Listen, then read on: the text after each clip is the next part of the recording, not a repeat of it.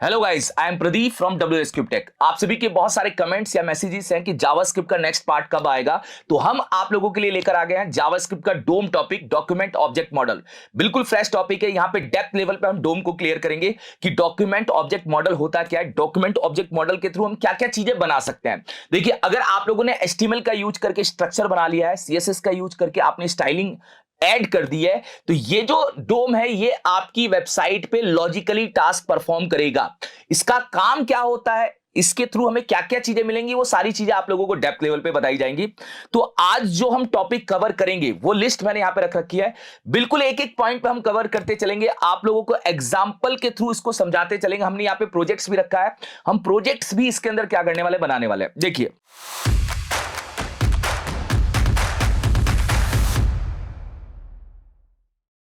यहां पे हम ये समझेंगे सबसे पहले कि डोम क्या है।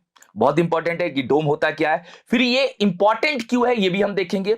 फिर आप डोम का यूज करके किसी भी HTML एलिमेंट को सेलेक्ट कैसे कर पाएंगे, मतलब सेलेक्टर्स भी हमें समझने पड़ेंगे। फिर इवेंट हैंडलिंग आप कैसे कर पाओगे, मतलब अगर आपको कोई ऑन क्लिक पे काम करना है, या क्लिक करके आपको किसी को खुलवाना है, या क्लिक करके किसी का कलर चेंज करना है, वो सारी चीजें कैसे प्रोसेस करेंगी वो हम देखेंगे। फिर हम यहाँ पे एलिमेंट के एट्रीब्यूट्स कैसे बदल सकते हैं, एलिमेंट पे क्या क्या वर्किंग कर सकते हैं, ये हम पूरा प्रोसेस देखने वाले हैं। फिर क्लास लिस्ट ऑब्जेक्ट को देखेंगे, इसके थ्रू हम स्टाइलिंग कैसे एलिमेंट पे डालेंगे वो भी हम प्रोसेस यहाँ पे सीखने वाले हैं। फिर हम ट्रैवर्सिंग मेथड्स को भी समझेंगे कि आप किसी चाइल्ड के थ्रू पेरेंट एलिमेंट पे कैसे पहुंचोगे, उसका सिबलिंग एलिमेंट्स कैसे मिलता है, उसका प्रीवियस सिबलिंग एलिमेंट कैसे मिलता है, ये सारी चीजें मैं आप लोगों को बताऊंगा। फिर आपके सामने प्रोजेक्ट्स आएंगे, 3 छोटे प्रोजेक्ट रखे हैं अभी मैंने, क्योंकि मेरा जो मेन फोकस होगा वो फोकस होगा आपको डोम को समझाने में।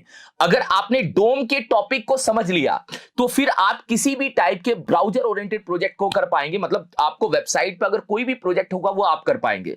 तो पहले हम देखेंगे यहाँ पे शो हाइड पासवर्ड, कि मान लीजिए कि आपके सामने एक टेक्स्ट बॉक्स है और एक आइस का बटन है, आइस के क्लिक पे वो पासवर्ड शो हो जाना चाहिए, और जब हम दोबारा क्लिक करेंगे वो हाइड हो जाना चाहिए। हम log in of canvas model देखेंगे, इसके लिए मैं आपके सामने एग्जांपल ओपन कर देता हूं। यहाँ पे देखिएगा, मैं यहां जाता हूं और यहां जाके मैं एक एग्जांपल आप लोगों के लिए सामने ओपन कर देता हूं। WSCube टेक की वेबसाइट है, मुझे इस टाइप का मॉडल बनाना है कि ये जो डिव है, ये डिव राइट से लेफ्ट होके स्लाइड कैसे होके आई है, ये जो प्रोसेस है ये जावास्क्रिप्ट के थ्रू कैसे बनेगा, क्योंकि जावास्क्रिप्ट का जो डोम टॉपिक है वो आपके HTML स्ट्रक्चर पे मॉडिफिकेशन डाल सकता है, डायनेमिकली मॉडिफिकेशन डाल सकता है। अभी मैं समझाऊंगा वो कैसे डालता है, वो सारी चीजें हम प्रोसेस करेंगे। फिर हम यहाँ पे एक और टॉपिक देखेंगे कि आप एक्कॉर्डियन कैसे बनाओगे, मतलब FAQ का सेक्शन कैसे बनाओगे। जैसे एक एग्जांपल के तौर पे मैं यहां जाता हूं और यहां जाके आपको एक एग्जांपल दिखा देता हूं। मान लीजिए कि मुझे इस टाइप का FAQ सेक्शन बनाना है, तो वो मैं FAQ सेक्शन कैसे बनाऊंगा, जैसे क्वेश्चन के क्लिक पे आंसर खुलवाना है,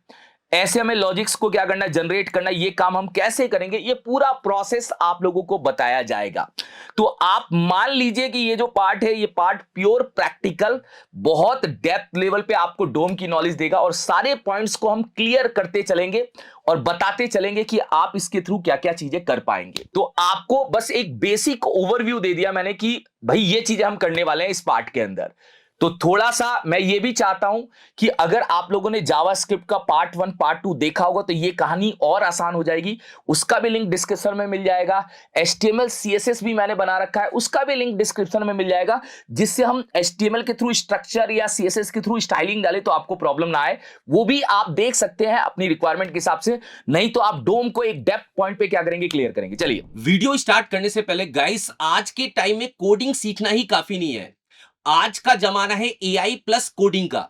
अगर आप एक future ready full stack developer बनना चाहते हो तो WSCube टेक का फुल स्टैक डेवलपमेंट का मेंटरशिप प्रोग्राम केवल आप लोगों के लिए। यहां पे हम मर्न स्टैक का यूज करके वेब डेवलपमेंट सीखेंगे, पाइथन प्रोग्रामिंग भी हम यहां पे सीखने वाले हैं, साथ में यहां पे आप DSA भी क्लियर करोगे जिससे आप अपने लॉजिक बिल्डिंग को इंप्रूव कर पाओ। साथ में हम यहां पे जनरेटिव AI का यूज करेंगे और फिर हम यहां पे कॉम्पिटिटिव प्रोग्रामिंग का भी यूज करने वाले हैं। ये प्रोग्राम आपको एक सॉलिड फुल स्टैक डेवलपर बनाएगा। इस प्रोग्राम को बिल्कुल उसी टाइप से डिजाइन किया गया है जैसे कंपनी की रिक्वायरमेंट होती है। इसके अंदर आप प्रैक्टिकली यहां पे वो सारी चीजें सीखेंगे कि कंपनी लेवल पे फ्रंट एंड में काम कैसे किया जाता है, बैक एंड्स में एपीआई कैसे बनाई जाती है, ये सारी चीजें आप लोगों को प्रैक्टिकली बताई जाएंगी। अगर आप डेमो क्लास के लिए इंटरेस्टेड है तो लिंक डिस्क्रिप्शन में है और आप अपनी सीट को बुक कर सकते हो। चलिए अब हम वीडियो को स्टार्ट करते हैं। डोम ना आपके एचटीएमएल स्ट्रक्चर की ट्री होती है। एचटीएमएल स्ट्रक्चर की ट्री का मतलब क्या होता है सर? जैसे मान लीजिए कि आप जब भी कोई पेज बनाते हैं तो आप सबसे पहले यहां पे एचटीएमएल नाम का टैग लिखते हैं। अब एचटीएमएल नाम का टैग लिखा, अब इसके दो पार्ट करते हैं। आप यहां पे एक लिखते हैं हेड टैग और आप यहां पे लिखते हैं बॉडी टैग। ठीक है, हेड के अंदर आप क्या करते हैं, मेटा टैग्स लगाते हैं, मगर हम यहां पे टाइटल ले लेते हैं। टाइटल नाम का टैग भी होता है। ठीक है, टाइटल नाम के टैग के अंदर हमने यहां पे लिखा होम, ये होम हमारा क्या हो गया, टाइटल हो गया। बॉडी के अंदर मान लीजिए कि आपने एक यूएल बनाया और यूएल के अंदर आपने यहां पे 3 एलाइज रखी हैं। पहली एलाइज के अंदर आपने एचटीएमएल लिखा है, दूसरी एलआई के अंदर आपने यहां पे क्या रखा है, सीएसएस लिखा है, और तीसरी एलआई के अंदर आपने यहां पे क्या लिखा है, जावास्क्रिप्ट लिखा है। तो ये जो आपने पूरी ये जो ट्री बनाई है, ये जो आपने एचटीएमएल स्ट्रक्चर बनाया, इसी को आप डॉक्यूमेंट ऑब्जेक्ट मॉडल बोलेंगे। अब होता क्या है कि जब भी आपका पेज लोड होता है तो डॉक्यूमेंट ऑब्जेक्ट मॉडल बनके तैयार हो जाता है। अब डोम जो होगा सर, वो मतलब डॉक्यूमेंट हमें पता कैसे चलेगा, डॉक्यूमेंट हमें दिखेगा कैसे? मतलब एक्चुअल में क्या होता है, जब भी आप पेज बनाते हो ना, पेज के ऊपर एक डॉक्यूमेंट नाम का ऑब्जेक्ट बन जाता है।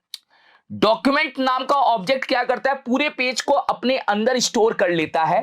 तो डॉक्यूमेंट ऑब्जेक्ट भी हमें कौन देता है, जावास्क्रिप्ट देता है। और जावास्क्रिप्ट के पास ये डॉक्यूमेंट ऑब्जेक्ट होता है और ये पूरे स्ट्रक्चर को अपने अंदर स्टोर कर लेता है। अब इसका यूज करके आप क्या कर पाओगे, मतलब मेन मुद्दा यह है कि डॉक्यूमेंट ऑब्जेक्ट मॉडल से हम क्या कर पाएंगे, इसके थ्रू हम क्या बना पाएंगे, ये हमें क्या फैसिलिटी देगा, उस पे आते। देखो, डॉक्यूमेंट ऑब्जेक्ट मॉडल का मेन काम क्या होता है? डॉक्यूमेंट ऑब्जेक्ट मॉडल का मेन काम है डायनेमिकली चेंजेस करना। अब डायनेमिकली चेंजेस करने का मतलब है, जैसे हमारे कंटेंट को क्या करना है, डायनेमिकली चेंजेस करना, इनेबल डायनेमिक कंटेंट अपडेट्स। अब इसका मतलब क्या है, ये आपके HTML एलिमेंट्स के ऊपर या HTML का जो भी स्ट्रक्चर बना है, जो भी ट्री बनी है, उनके अंदर अगर आपको कोई भी डायनेमिकली चेंजेस करने हैं तो आप डोम का यूज कर सकते हो। डायनेमिकली चेंजेस का मतलब है कि आपको कोई एलिमेंट ऐड करना है, कोई एलिमेंट डिलीट करना है, एलिमेंट के एट्रीब्यूट बदलने हैं, एलिमेंट पे कोई स्टाइलिंग डालना है, आपको कोई भी सीएसएस का टास्क करना है, आपको एलिमेंट के अंदर के एट्रीब्यूट की वैल्यू बदलनी है, एट्रीब्यूट ही चेंज करना है, ये सारे काम कौन करेगा, डोम। तो डोम आपके HTML एलिमेंट्स को डायनेमिकली मॉडिफाई करने का काम करता है। ये इसकी सबसे बड़ी फैसिलिटी है। इसी फैसिलिटी को हम यहां पे क्या करने वाले, समझने वाले हैं। मतलब मुद्दा यह है कि इसका काम क्या है, इसका काम है HTML स्ट्रक्चर पे डायनेमिकली चेंजेस करना। अब यहां पे जाने से पहले अगर हमें HTML एलिमेंट पे चेंजेस करना है तो HTML एलिमेंट को हमें क्या करना पड़ेगा, पकड़ना भी पड़ेगा, HTML एलिमेंट को टारगेट भी करना पड़ेगा, HTML एलिमेंट तक पहुंचना भी पड़ेगा। इसके लिए क्या करता है डोम, हमें क्या करता है, फंक्शंस देता है। फंक्शंस का यूज करके, जैसे यहां पे पहला है document dot gate element by ID. Document object हमारा फिक्स है और गेट एलिमेंट बाय आईडी हमारा पहला मेथड है, जिससे आप किसी एलिमेंट को टारगेट कर सकते हो। एलिमेंट को टारगेट करने का मतलब क्या है, जैसे मान लीजिए कि आपने बॉडी लिखी और बॉडी के अंदर मान लीजिए आपने यहां पे क्या किया, H1 टैग लिया। अब H1 टैग में आपने वेलकम लिया, H1 टैग के अंदर आपने क्या लिया, वेलकम लिया। पॉइंट मेरा यह है भैया कि मैं इस H1 टैग तक पहुंचूंगा कैसे, क्योंकि जावास्क्रिप्ट को इस H1 टैग को अपने पास बुलाना है। तो H1 टैग को अपने पास बुलाने के बहुत सारे तरीके हैं। जैसे आप CSS में क्या करते हो, H1 पे प्रॉपर्टी देते हो तो क्लास बना के कर सकते हो, आईडी बना के कर सकते हो, टैग नेम को डायरेक्ट टारगेट कर सकते हो। ऐसे ही हमारे पास भी क्या है, जावास्क्रिप्ट के अंदर सेलेक्टर्स हैं। सेलेक्टर का यूज करके आप उस टैग तक पहुंच जाओगे। मतलब अगर आपको इसको आईडी से टारगेट करना है तो हम H1 टैग को आईडी देंगे और जावास्क्रिप्ट में हम इसको बुलाएंगे और इसके अंदर जो भी चेंजेस करने हैं, डायनेमिकली चेंजेस वो कर देंगे। जैसे मान लीजिए H1 के अंदर का डेटा बदलना है, H1 का कलर चेंज करना है, ये सारे टैग के ऊपर अप्लाई होगा। ऐसा नहीं है कि मैं H1 का एग्जांपल ले रहा हूं तो H1 पे ही करना होगा।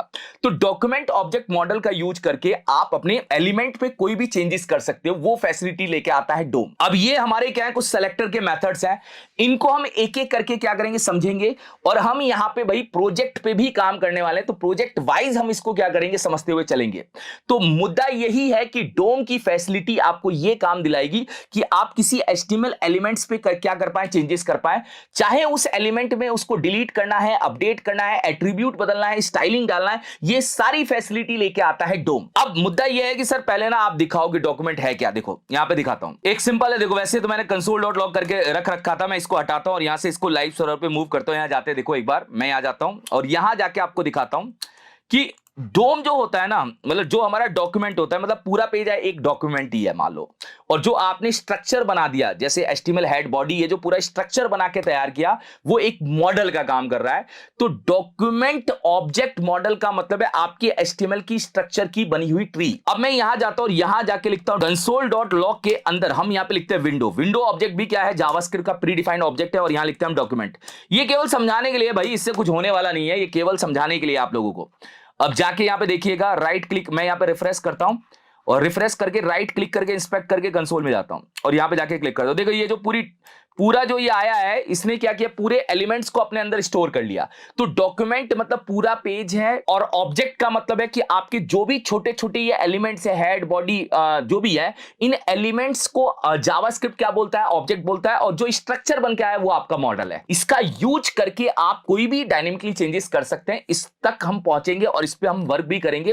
तो एक एक करके हम यहाँ पे क्या करने वाले, प्रोसेस करने वाले हैं। पहला प्रोसेस यही है कि सर किसी भी HTML एलिमेंट को हम टारगेट करने के लिए आईडी का यूज कैसे करेंगे। जैसे मान लीजिए कि आपने यहां पे H1 लिया और H1 में आपने यहां पे लिखा है वेलकम टू WS। क्या लिखा है, वेलकम टू WS यहां पे लिखा है, और मैं यहां पे इसको क्या करता हूं, रन कर लेता हूं। ये आगे चलिए। अब मुद्दा यह है कि सिंपल सा लॉजिक बताइए सर, मुझे ना इस एलिमेंट को जावास्क्रिप्ट में बुलाना है। तो जावास्क्रिप्ट में इस एलिमेंट को बुला सकते हो, फिर उसके मेथड्स यूज करने पड़ेंगे। मतलब डॉक्यूमेंट के हमारे मेथड्स हैं, फंक्शंस हैं, उसको यूज करके आप इसको जावास्क्रिप्ट में एक्सेस कर सकते हो। तो पहला मेथड हम यहाँ पे आईडी का यूज करके काम कैसे करेंगे वो बता रहा हूं। तो आपको H1 टैग को देनी है एक आईडी, कोई भी आईडी हो सकती है। मैंने इसकी आईडी दी है हेडिंग। अब मैं सबसे पहले बता रहा हूं कि आप किसी भी एलिमेंट को बुलाओगे कैसे जावास्क्रिप्ट में, फिर चेंजेस करोगे ना। पॉइंट मेरा यह है कि आप H1 टैग को बुलाओगे कैसे, और फिर बुला के चेंजेस कैसे करते हो वो हम यहां पे फील लेने वाले, ये समझने वाले हैं। देखो तो सबसे पहले समझिएगा कि ये सर एक हेडिंग टैग है, इसको आप लोगों ने आईडी दी है, इस आईडी को टारगेट करके जावास्क्रिप्ट इसको बुलाएगा कैसे। तो आपको सिंपल सा यहां पे एक वेरिएबल बनाना है। लेट, मैंने यहां पे वेरिएबल बनाया, मान लीजिए सिंपल सा एक वेरिएबल बनाया यहां पे हेडिंग एलिमेंट, या कोई भी नाम दे सकते हैं हम, यहां पे हेडिंग एलिमेंट नाम दे दिया मैंने, ठीक है। और फिर मैंने क्या किया, यहां लिखा डॉक्यूमेंट। अब डॉक्यूमेंट जो है प्री डिफाइंड ऑब्जेक्ट है जावास्क्रिप्ट का, इसके पास मेथड है gate element by ID. Gate element by ID का मतलब है किसी भी टैग को आईडी से क्या करना, टारगेट करना। और राउंड ब्रैकेट के अंदर हमने यहां पे लिखा है ये हेडिंग। अब ये जो हेडिंग मैंने यहां पे लिखी है, ये बता रहा है कि किसी डॉक्यूमेंट को ढूंढो गेट एलिमेंट बाय आईडी से, जिसकी आईडी हेडिंग है उसको ढूंढ के ले आओ। और ये क्या करेगा, ये जाएगा और जाके पूरे पेज में हेडिंग नाम की आईडी को ढूंढेगा और ढूंढ के लाके उस एलिमेंट को इस वेरिएबल में डाल देगा। ये जो वेरिएबल हमने बनाया इसके अंदर आ जाएगा। चाहो तो आप console.log करके देख लो। जैसे ही मैं console.log करके हेडिंग एलिमेंट देखूंगा, आपके सामने ये हेडिंग एलिमेंट यहां पे मिल जाएगा। देखिए मैं रिफ्रेश करता हूं, ये मिल गया, देखिए ये मिल गया। ये हेडिंग एलिमेंट हमारे सामने आ चुका है।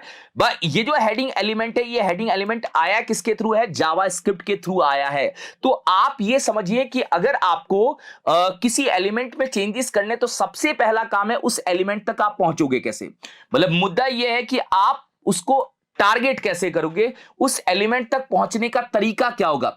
जब तक आप उस एलिमेंट तक पहुंचोगे नहीं, तब तक आप उस पे काम नहीं कर पाओगे। तो एलिमेंट को टारगेट करने का तरीका हमने सीखा।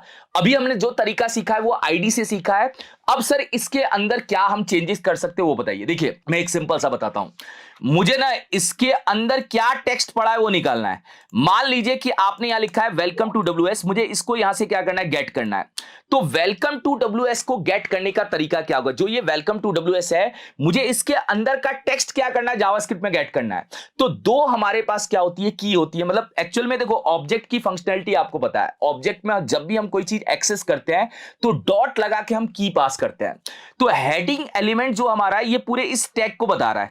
इस टैग के ऊपर आपको क्या करना है, इसके बीच का डेटा निकालना है। तो एक्चुअल में दो हमारे पास की होती है, वो की फिक्स होती है। जब भी आप कोई ऐसे एलिमेंट पे काम कर रहे हो जो पेयर एलिमेंट है, जिसके बीच में कोई डेटा पड़ा है, उसका डेटा निकालना होगा। तो हेडिंग एलिमेंट जो है ये इसकी बात कर रहा है। और एक और चीज क्लियर कर देता हूं, जो राइट होता है, राइट वाला पार्ट लेफ्ट में जाके स्टोर होता है। तो मान लीजिए आपने document dot gate element by ID का जो यूज किया है, उसमें जो आपने काम किया उसके थ्रू आपका हेडिंग टैग जाके कहां स्टोर हुआ है, हेडिंग एलिमेंट में।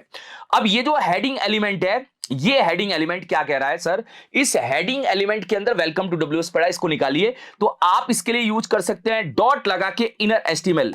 इनर एचटीएमएल भी फिक्स की है, मगर ये बता रहा है कि इस वेरिएबल के अंदर का इनर एचटीएमएल निकालो। इससे क्या मिलेगा, इसके अंदर का डेटा मिल जाएगा। देखिए वेलकम टू डब्ल्यूएस आप लोगों के सामने आ चुका है।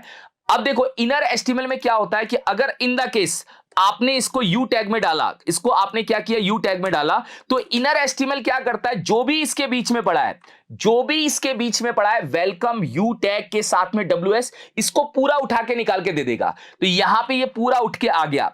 एक होता है हमारा यहां पे कंसोल डॉट लॉग करते हैं, और कंसोल डॉट लॉग में हम यहां पे देखते हैं कि अगर मुझे केवल इसके अंदर का टेक्स्ट निकालना है, टेक्स्ट का मतलब क्या होता है कि welcome to WS you tag आपका छूट जाए, तो आप यहां पे यूज कर सकते हैं heading element dot inner text. Inner text का यूज करके केवल आप अंदर का टेक्स्ट निकाल पाओगे। इनर टेक्स्ट, इनर टेक्स्ट से केवल आपके अंदर का टेक्स्ट आप लोगों के सामने क्या होगा, आ जाएगा। तो दोनों में अंतर क्या है, दोनों में अंतर यह है कि ये क्या कर रहा है, ये आपके अंदर के एलिमेंट के साथ में कंटेंट को निकाल रहा है, और ये केवल टेक्स्ट को निकाल रहा है, मतलब यू टैग को छोड़ देता है। अब यहां पे एक और क्वेश्चन बना लेते हैं। मान लीजिए कि सर आपने हेडिंग का डेटा जो निकाला है, क्या हम उसको किसी डिव में स्टोर कर सकते हैं? कर सकते हैं भाई, ये फैसिलिटी आपको डोम के थ्रू ही मिलने वाली है। तो एक डिव बना लीजिए। मैंने डिव को भी एक आईडी दी, क्योंकि हम आईडी का यूज करके काम कर रहे हैं, तो आईडी पे ही लॉजिक समझते हैं। डिव को मैंने एक आईडी दी है रिस्पॉन्स, या कोई भी आईडी दे दो, स्टोर रिस्पॉन्स या रिस्पॉन्स दे दिया। इस डिव के अंदर जो भी हेडिंग के अंदर डेटा पड़ा है वो डिव में डालना है। हेडिंग के अंदर डेटा का मतलब हेडिंग टैग को छोड़ के, भैया H1 टैग को छोड़ के जो अंदर पड़ा है वो इसके अंदर डालना है। तो आप क्या कर सकते हो, वापस से एक और यहां पे वेरिएबल ले सकते हो, RES एलिमेंट। मतलब RES एलिमेंट का मतलब क्या है सर, डिव का एलिमेंट। मैंने यहां लिखा document dot gate element by ID, ठीक है। गेट एलिमेंट बाय क्या लिखी है, आईडी लिखी है सर, बढ़िया। और गेट एलिमेंट बाय आईडी में मैंने क्या लिखा है, यहां पे लिखा है RES। ये इस डिव की आईडी है। मतलब आपने क्या किया, RES वाली डिव को भी टारगेट कर लिया। आपने यहां पे RES वाली डिव को भी टारगेट किया। RES वाली डिव किसकी बात करिए, सेकंड इस डिव की बात करिए। हमने यहां लिखा है RES वाली डिव के इनर एचटीएमएल के अंदर। मैंने बोला RES वाली डिव के इनर एचटीएमएल के अंदर। इनर एचटीएमएल का मतलब, इनर एचटीएमएल है ये यहां मैं चाहता हूं कि आपका हेडिंग का इनर एचटीएमएल आ जाए।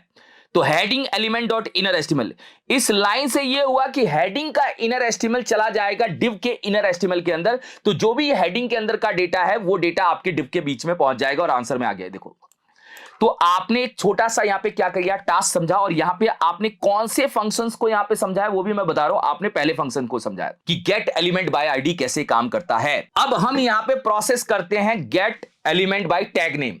अब टैग नेम का मतलब क्या है, मैं यहां पे एग्जांपल बना लेता हूं। ये मेरा क्या है, एग्जांपल 2 है, क्योंकि पहले आपको इसके प्रोसेस को समझना पड़ेगा, फिर हम क्या करेंगे भैया, अपने मेन टास्क की तरफ बढ़ेंगे।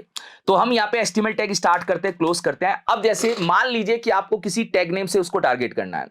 टैग नेम से टारगेट करने का मतलब क्या है सर, मान लीजिए कि आपने यहां पे P लिखा, और P के अंदर आपने वेलकम लिखा, फिर P लिखा, फिर P के अंदर आपने WS लिखा, फिर P लिखा, P के अंदर आपने IAP लिखा।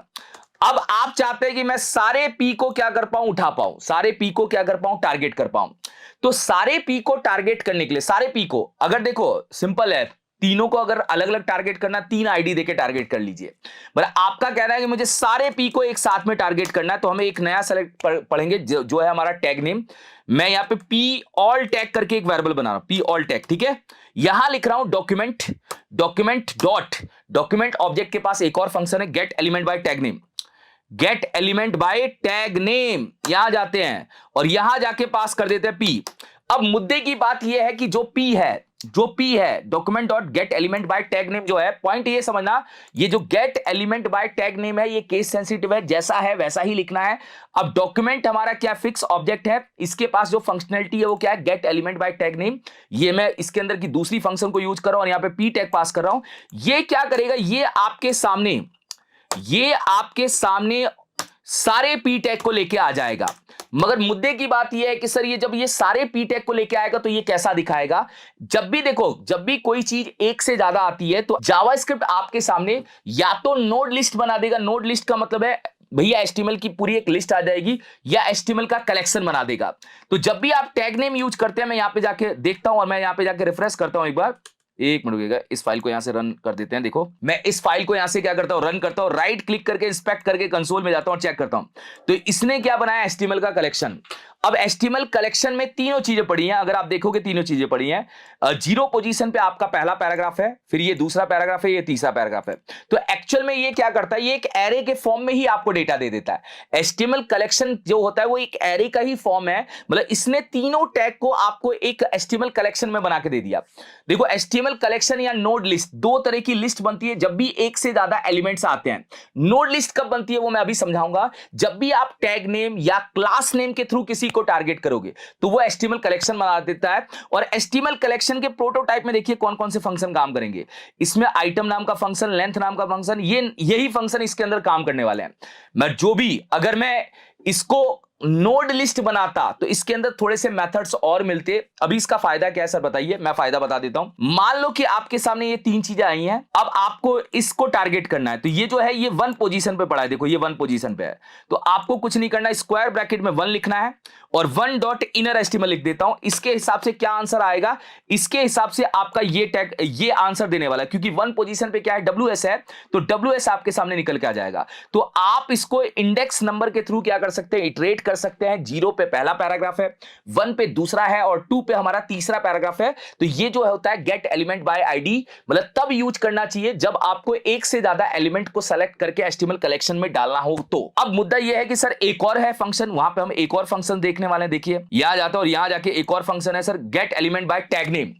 देखो एक्चुअल में ना मैं आपको बताता हूं, मैं इन दोनों पे काम करूंगा मोस्टली, मगर मैं समझा सारे देता हूं क्योंकि प्रोफेशनली कंपनी में डॉक्यूमेंट डॉट क्वेरी सेलेक्टर पे काम होता है, document dot query selector all पे काम होता है।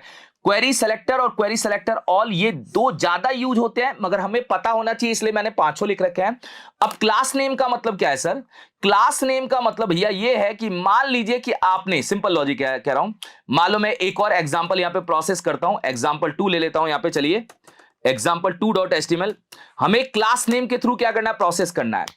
अगर आपने क्लास नेम के थ्रू प्रोसेस करना है तो मैं यहां पे क्या करता हूं, तीनों को सेम क्लास दे देता हूं। यहां पे मैंने क्लास दिया मेन, या मैंने एक पी नाम से या पैरा नाम से क्लास दी, ये क्लास दी मैंने। यहां पे पैरा नाम से क्लास क्या किया है, तीनों में सेम बनाया। अब पैरा नाम से क्लास बनाने का मतलब है हम यहां पे टैग नेम की जगह क्या करेंगे, गेट क्लास नेम। अब क्लास नेम भी तब यूज करना है जब आपको लगेगा एक से ज्यादा एलिमेंट हमें क्या करना है, सेलेक्ट करना है। पॉइंट ये है, एक से ज्यादा एलिमेंट सेलेक्ट करने के लिए या तो आप टैग नेम का यूज कर सकते हो या क्लास नेम। टैग नेम तो मल्टीपल हो सकते हैं, क्लास नेम भी मल्टीपल, मतलब मल्टीपल का मतलब एक क्लास आप मल्टीपल एलिमेंट में दे सकते हैं। ये भी आप लोगों को क्या करेगा, एक एचटीएमएल कलेक्शन बना के दे देगा। ये देखिएगा, ये भी आप लोगों को क्या करेगा, एक एचटीएमएल कलेक्शन बना के दे देगा। सर इसको भी रन करिएगा एक बार। यहां से हम गो लाइव सर्वर पे जाते हैं और जाके चेक करते हैं और यहां पे देख लेते हैं कि क्या ये भी मुझे एचटीएमएल का कलेक्शन बना के दे रहा है। दे रहा है सर, बिल्कुल दे रहा है, सेम है। 0 पोजीशन पे हमारा पहला पैराग्राफ पड़ा है, सेम आप देखो। अगर आपने यहां पे बोला 0 तो 0 पोजीशन पे हमारा पहला पैराग्राफ पड़ा है। मैं आराम से इसको क्या कर सकता हूं, यूज कर सकता हूं, ये मुझे दे देगा, ठीक है। और डॉट इनर एचटीएमएल का यूज करूंगा तो ये इसके अंदर का डेटा भी निकाल के दे देगा। तो मुझे नहीं लग रहा कि आप लोगों को कोई प्रोसेस में प्रॉब्लम होगी, क्योंकि इसका यूज करके मैं टास्क नहीं बताने वाला, मैं बस आपको एक ओवरव्यू और ये चीज समझा रहा हूं कि ये चीज ये होती है। और ये भी मिल गया सर, तो ये दो चीजें क्लियर है। तो हम देखो तोड़ के काम करेंगे, मगर जो मेन काम है हम उस पर डायरेक्ट आ जाएंगे, कोई दिक्कत नहीं है। अभी जो हमें प्रोसेस करना है वो प्रोसेस है कि सर क्वेरी सेलेक्टर और क्वेरी सेलेक्टर ऑल कैसे काम करता है, वो हमें ज्यादा अच्छा समझना है। उसी को समझते हुए हम एग्जांपल को आगे की साइड क्या करेंगे, प्रोसेस भी करेंगे। तो यहां पे मैं एक और फाइल बना देता हूं आप लोगों के सामने, example3.html। अब क्वेरी सेलेक्टर जो होता है वो क्या करता है, किसी भी सेलेक्टर से एलिमेंट को टारगेट कर सकता है। किसी भी सेलेक्टर से एलिमेंट को टारगेट करने का मतलब क्या है, मान लीजिए कि आपने यहां पे h1 टैग लिया और h1 टैग में आपने यहां पे लिया है वेलकम टू WS, ठीक है सर, ये हमने ले लिया एक बार, वेलकम टू WS ले लिया, कोई दिक्कत नहीं है। हमने यहां पे p टैग लिया और p टैग में हमने लिपसम कंटेंट डाल दिया। ये मैंने क्या किया, लिप्सम कंटेंट को डाल दिया। ये लिप्सम कंटेंट हमारा क्या हो चुका है, आ चुका है। अभी देखो मैं ना वर्किंग क्या करूंगा वो मैंने नहीं बताया, मैं तो अभी एलिमेंट तक पहुंचने का तरीका बता रहा हूं, मतलब किसी भी एलिमेंट तक पहुंचा कैसे जाएगा। अब पहुंच के काम क्या करना वो तो आगे प्रोसेस करूंगा, डायनेमिकली चेंजेस करना नहीं बता रहा हूं, अभी एलिमेंट तक पहुंचना बता रहा हूं। अब सर मुझे ना इस H1 टैग तक पहुंचना है, तो आप यूज कर सकते हो क्वेरी सेलेक्टर का। क्वेरी सेलेक्टर कैसे काम करता है, यहां जाते हैं और यहां जाके लेट, मैंने यहां पे सिंपल लिखा है कि मुझे ना हेडिंग टैग को बुलाना है। मैंने एक वेरिएबल ले लिया हेडिंग एलिमेंट, क्या लिया, हेडिंग एलिमेंट नाम का एक वेरिएबल लिया और यहां लिखा है डॉक्यूमेंट डॉट क्वेरी सेलेक्टर, और क्वेरी सेलेक्टर के अंदर हम पास करेंगे H1। तो ये जो क्वेरी सेलेक्टर है, ये क्वेरी सेलेक्टर हमारी तीनों चीजों के लिए काम कर सकता है। मतलब क्वेरी सेलेक्टर को आप यूटिलाइज कर सकते हैं हर पॉइंट पे। हर पॉइंट पे यूटिलाइज करने का मतलब क्या है सर, क्वेरी सेलेक्टर आपका आईडी से भी टारगेट कर सकता है, क्लास पे भी काम करेगा और टैग नेम से भी टारगेट कर सकता है। तो क्वेरी सेलेक्टर का यूज करके हमें फायदा ये मिलेगा कि अगर आपको किसी एलिमेंट को क्लास से टारगेट करना होगा तो भी कर सकते हो, आईडी से टारगेट करना होगा तो भी कर सकते हो। क्वेरी सेलेक्टर इन प्रोसेस में बराबर काम करेगा। मगर मुद्दे की बात यह है कि क्वेरी सेलेक्टर कितने element at a time select करके लाएगा। जब भी आप क्वेरी सेलेक्टर को यूज करोगे तो query selector at a time एक एलिमेंट ही पिक करके लाएगा, जो भी पहला, जैसे अगर मान लीजिए आपने H1 टैग 2 बार ले रखा है जिसमें वेलकम टू IIP ले रखा है, तो क्वेरी सेलेक्टर सीधा माइंड लगाएगा पहले H1 पे। जो भी डॉक्यूमेंट के अंदर पहला H1 मिलेगा वो उसी का डेटा या उसी को टारगेट करके लेके आएगा। यहां पे आप टारगेटिंग सीख रहे हो कि किसी एलिमेंट तक पहुंचा कैसे जाएगा क्वेरी सेलेक्टर का यूज करके। तो क्वेरी सेलेक्टर का यूज करके अगर मैंने ये देखा तो आपके सामने क्या प्रोसेस हुआ वो देखिएगा। राइट क्लिक करके इंस्पेक्ट करके कंसोल में जाते हैं। अच्छा कंसोल नहीं गया, मैंने नहीं किया सर, कंसोल कर लीजिए। मैं कंसोल कर लूं ये वेरिएबल, ये लीजिए, मैं कंसोल डॉट लॉग के अंदर ये वेरिएबल कंसोल कर लेता हूं। ये क्या लेके आता है देखिए। अब क्वेरी सेलेक्टर हमेशा सेलेक्ट करता है, मगर इंटरव्यू में भी क्वेश्चन पूछा जाता है कि क्वेरी सेलेक्टर हमेशा एक ही एलिमेंट को प्रोसेस करता है, एक ही एलिमेंट को एट ए टाइम सेलेक्ट करता है। सर अगर मुझे इसको सेलेक्ट करना हुआ तो क्या करेंगे, भैया इसको आईडी देकर सेलेक्ट कर लो। मैं आईडी दे देता हूं, यहां पे आईडी का नाम क्या कर देता हूं, हेडिंग 2। आईडी यूनिक होती है, एक बार अगर आपने किसी एलिमेंट को दे दी दोबारा नहीं देना आपको। तो मैं अगर यहां जाऊंगा तो जाके अगर मैं यहां पे इसको एक और वेरिएबल में स्टोर करूंगा और इसको दूंगा मैं हेडिंग 2 एलिमेंट नाम का एक वेरिएबल ले लेते हैं, और यहां पे हम हैश का यूज करके आईडी से भी टारगेट कर सकते हैं। तो मैंने यहां पे जो हैश हेडिंग 2 दिया है, बस क्वेरी सेलेक्टर को यहां पे आपको देना पड़ेगा, डॉट भी देना पड़ेगा अगर आप क्लास से टारगेट कर रहे हो, हैश देना पड़ेगा अगर आप आईडी से टारगेट कर रहे हो। तो क्वेरी सेलेक्टर हमारा आईडी क्लास दोनों के ऊपर काम करता है, टैग नेम के ऊपर भी काम करता है। तो अगर हम इसको यहां पे जाके कंसोल करेंगे, ये दूसरी हेडिंग को भी टारगेट करने का काम करेगा। यहां पे आप दूसरी हेडिंग भी क्या कर पाएंगे, टारगेट कर पाएंगे और देख पाएंगे। देखिए ओके सर आ गया, डन है सर, आ चुका है, ठीक है डन, कोई दिक्कत नहीं है। तो क्वेरी सेलेक्टर एक ऐसा मेथड है जो क्लास पे भी काम करेगा, टैग नेम पे भी काम करेगा, आईडी पे भी काम करेगा, मगर पॉइंट बहुत क्लियर रखिएगा कि ये एट ए टाइम एक ही सेलेक्टर को टारगेट करके लाएगा। और अगर आपको मल्टीपल एलिमेंट चाहिए तो आपको बार बार क्वेरी सेलेक्टर लिखना पड़ेगा। तो ये भी आपके सामने फिनिश है, केवल आपको समझा रहा हूं कि टारगेट करने का तरीका क्या होता है।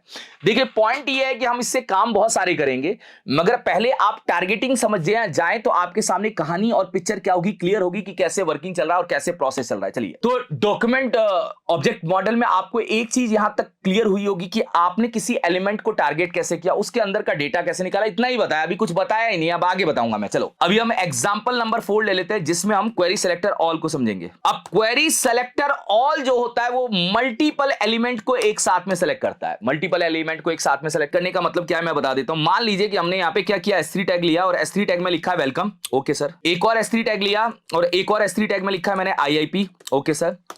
एक और S3 टैग लिया और एक और S3 टैग में लिखा है मैंने WS, और एक और S3 टैग लिया और एक और S3 टैग में लिखा है मैंने हेलो। ये 4 मैंने S3 टैग लिए, मुझे चारों को क्या करना है, उठाना है।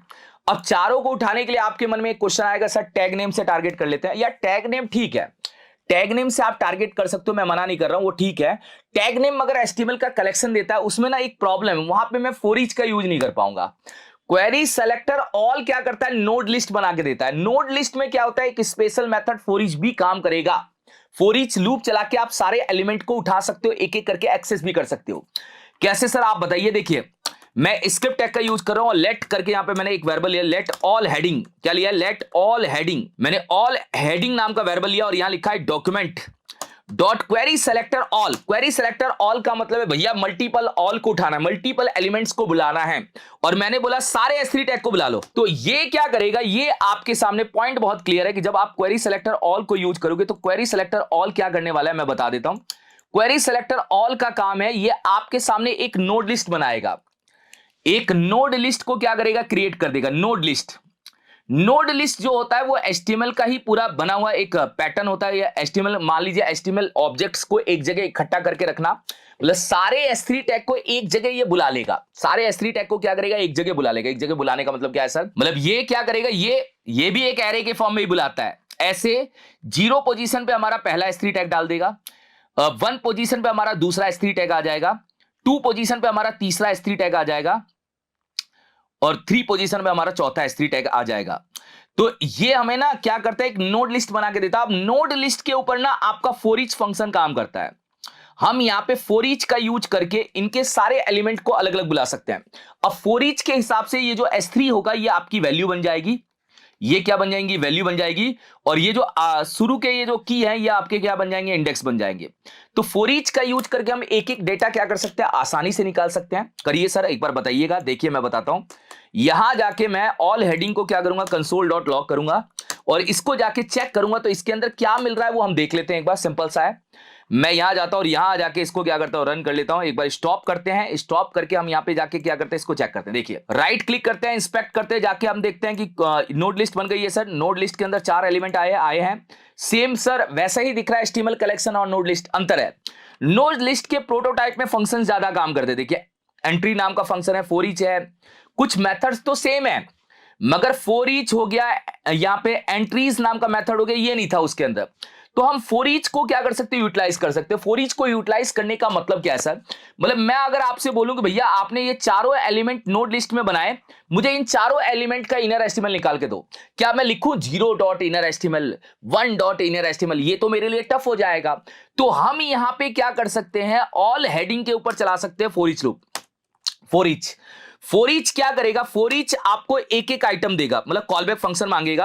अब कॉलबैक फंक्शन में 2 पैरामीटर लेगा आपसे। पहला पैरामीटर होगा यहां पे आइटम, हम आइटम की जगह कोई और भी नाम दे सकते हैं। आइटम में क्या आने वाला है, S3, एक एक S3 टैग कूद के इसके अंदर आएंगे, और कॉमा करके दूसरे पैरामीटर में होगा इंडेक्स। अब आइटम को अगर आप कंसोल करोगे तो सारे S3 टैग आपको मिल जाएंगे, क्योंकि आप इसके आइटम में पड़ा ही क्या है, S3 टैग है। यहां पे 10 20 30 थोड़ी पड़ा है, HTML कलेक्शन के वैल्यू में क्या पड़ा है, S3 S3 S3 S3। तो जब फॉर ईच क्या करेगा, पहला S3 निकालेगा तो S3 देगा, फिर दूसरा S3 आपको निकाल के देगा। इस तरीके से यहां पे सारे S3 एलिमेंट यहां पे आ जाएंगे। ये देखिए आ गए सर सारे। भैया डॉट इनर एस्टिमल लिखोगे तो उसका इनर एस्टिमल निकल के आ जाएगा, डॉट इनर एस्टिमल में उसका इनर एस्टिमल निकल के आ जाएगा। आगे सर, तो इससे फायदा ये होता है कि मैं भैया सारे S3 टैग को बुला के उसके इनर एस्टिमल को निकाल सकता हूं, या मुझे जो भी करना होगा वो मैं कर सकता हूं। तो मैंने अभी आप लोगों को मेथड समझा दी है कि भाई मेथड्स कौन कौन से होते हैं जिससे आप एलिमेंट को टारगेट कर पाओगे। अब सर हम देखेंगे यहां पे इवेंट हैंडलिंग, क्योंकि इवेंट हैंडलिंग नहीं देखेंगे तो हमारा टास्क कैसे होगा। इवेंट हैंडलिंग का मतलब क्या है सर, इवेंट हैंडलिंग का मतलब भैया मुझे ना अपना डॉक्यूमेंट ऑब्जेक्ट मॉडल को यूज करके कोई टास्क करना है। अब वो टास्क कैसे करना है, टास्क करने के लिए हम भाई एट्रीब्यूट को कैसे बदल सकते हैं। देखिए अभी तक मैंने ये नहीं बताया कि डोम क्या चेंज करेगा, केवल इनर एस्टिमल से हमारा काम थोड़ी चलेगा। डोम का यूज करके आप किसी भी HTML एलिमेंट के एट्रीब्यूट भी बदल सकते हो, एलिमेंट के एट्रीब्यूट उठा भी सकते हो, उसकी वैल्यू भी उठा सकते हो, उसके अंदर आप चेंजेस भी कर सकते हो। ये फैसिलिटी हम करेंगे। मगर मुद्दा ये है कि मैं चाहता हूं पहले आपको इवेंट बता दूं, इवेंट बताने के बाद मैं एट्रीब्यूट के चेंजेस कैसे करूंगा वो बताऊंगा। तो ये पॉइंट मैं आपके सामने क्या करना चाहता हूं, रखना चाहता हूं कि इवेंट कैसे पता चलेगा वो मैं बताने वाला हूं। देखिए अब हम यहां पे इवेंट हैंडलिंग को देखने वाले, इवेंट को देखने वाले हैं। इवेंट हैंडलिंग लिख रहा हूं .html, ठीक है। चलिए अब इवेंट का मतलब क्या होता है, जावास्क्रिप्ट में इवेंट किसको बोलते हैं सर। जावास्क्रिप्ट में इवेंट का मतलब है भाई आप कोई काम क्लिक पे करना चाहते हैं, कोई काम डबल क्लिक पे करना चाहते हो, होवर पे करना चाहते हो, माउस के ले जाने पे करना चाहते हो, टेक्स्ट बॉक्स के की अप पे करना चाहते हो, की प्रेस पे करना चाहते हो, ऑन चेंज पे करना चाहते हो, सबमिट पे करना चाहते हो, ये सारे इवेंट है। जावास्क्रिप्ट में बहुत सारे इवेंट्स होते हैं, इवेंट्स को यूटिलाइज करके ही हमारा डोम बहुत परफेक्टली वर्क करता है। पेज लोड होते ही काम थोड़ी करना है भाई, कोई काम क्लिक पे और कहीं ना कहीं किसी एक्शन पे तो करना है। तो जो एक्शन है वही आपका इवेंट है। एक्शन का मतलब क्या है सर? मैंने बोला ऑन क्लिक एक एक्शन है, मैंने बोला डबल क्लिक एक एक्शन है, मैंने बोला माउस ओवर वो भी एक एक्शन है। तो एक्शन आप ये समझिए कि हमें काम कहां करना है वो एक्शन है। अब इसको समझने, क्योंकि अब मैं ना यहां पे टॉपिक को थोड़ा और जोड़ते हुए चलूंगा और आपके सामने कुछ छोटे टास्क बनाऊंगा, फिर मैं अपने मेन एक्चुअल टास्क पे आ जाऊंगा। और देखो सिंपल है, मान लीजिए कि मैंने यहां पे एक बटन बनाया, ठीक है, मैंने क्या किया, एक बटन बनाया, बटन के अंदर मैंने सेव लिखा, मैं चाहता हूं मैं बटन के ऊपर ऑन क्लिक करना चाहता हूं। तो जावास्क्रिप्ट हमें दो फैसिलिटी देता है। फैसिलिटी नंबर 1 क्या है कि आप अपना फंक्शन बनाइए, मतलब आप फंक्शन बनाइए जो भी करना है, जैसे शो डेटा नाम का हमने एक फंक्शन बनाया सर, और इस फंक्शन को आप एक काम करिए, आप इसके ऑन क्लिक पे कॉल कर दीजिए। कहां कॉल कर दीजिए? ऑन क्लिक पे कॉल कर दीजिए। ये हमारा फंक्शन कॉल। तो ये है आपका ट्रेडिशनल तरीका। पुराने जो डेवलपर हैं, जो पहले के डेवलपर थे, वो इस तरीके से जाके अपने बटन के ऊपर क्लिक करते थे। और आप जाके देखिए, अलर्ट करके देखिए हुआ क्या, अलर्ट हो जाएगा सर। अलर्ट में मैंने यहां पे हेलो लिखा है, हेलो आ गया सर। एक बार चलिए देखिए, मैं यहां पे जाके क्या करता हूं, देख लेता हूं, इस फाइल को यहां से क्या करता हूं, रन कर लेता हूं। रन करते ही हम यहां से जाके चेक करते हैं क्या अलर्ट मेरा आया है। अलर्ट आया है सर, बिल्कुल अलर्ट आया है। तो ये है वो तरीका जिसमें आपने इवेंट को जाके वहां पे बुलाया और फिर उसके अंदर फंक्शन को कॉल किया। मगर हम यहां पे एक स्पेशल मेथड यूज करेंगे, ऐड इवेंट लिसनर। अब देखो, ऐड इवेंट लिसनर का काम डोम से थोड़ा रिलेट करके ही चलना होगा। कैसे सर आप बताइए? देखिए, आपको इस बटन के ऊपर क्लिक करना है, तो मैं सबसे पहले इस बटन टैग को बुलाऊंगा अपने जावास्क्रिप्ट में। तो जावास्क्रिप्ट में बटन टैग को बुलाने के लिए मैं एक वेरिएबल बनाऊंगा, लेट बीटीएन। बीटीएन की जगह कुछ और नाम भी ले सकते हैं, डॉक्यूमेंट डॉट क्वेरी सेलेक्टर, और यहां लिखूंगा बटन।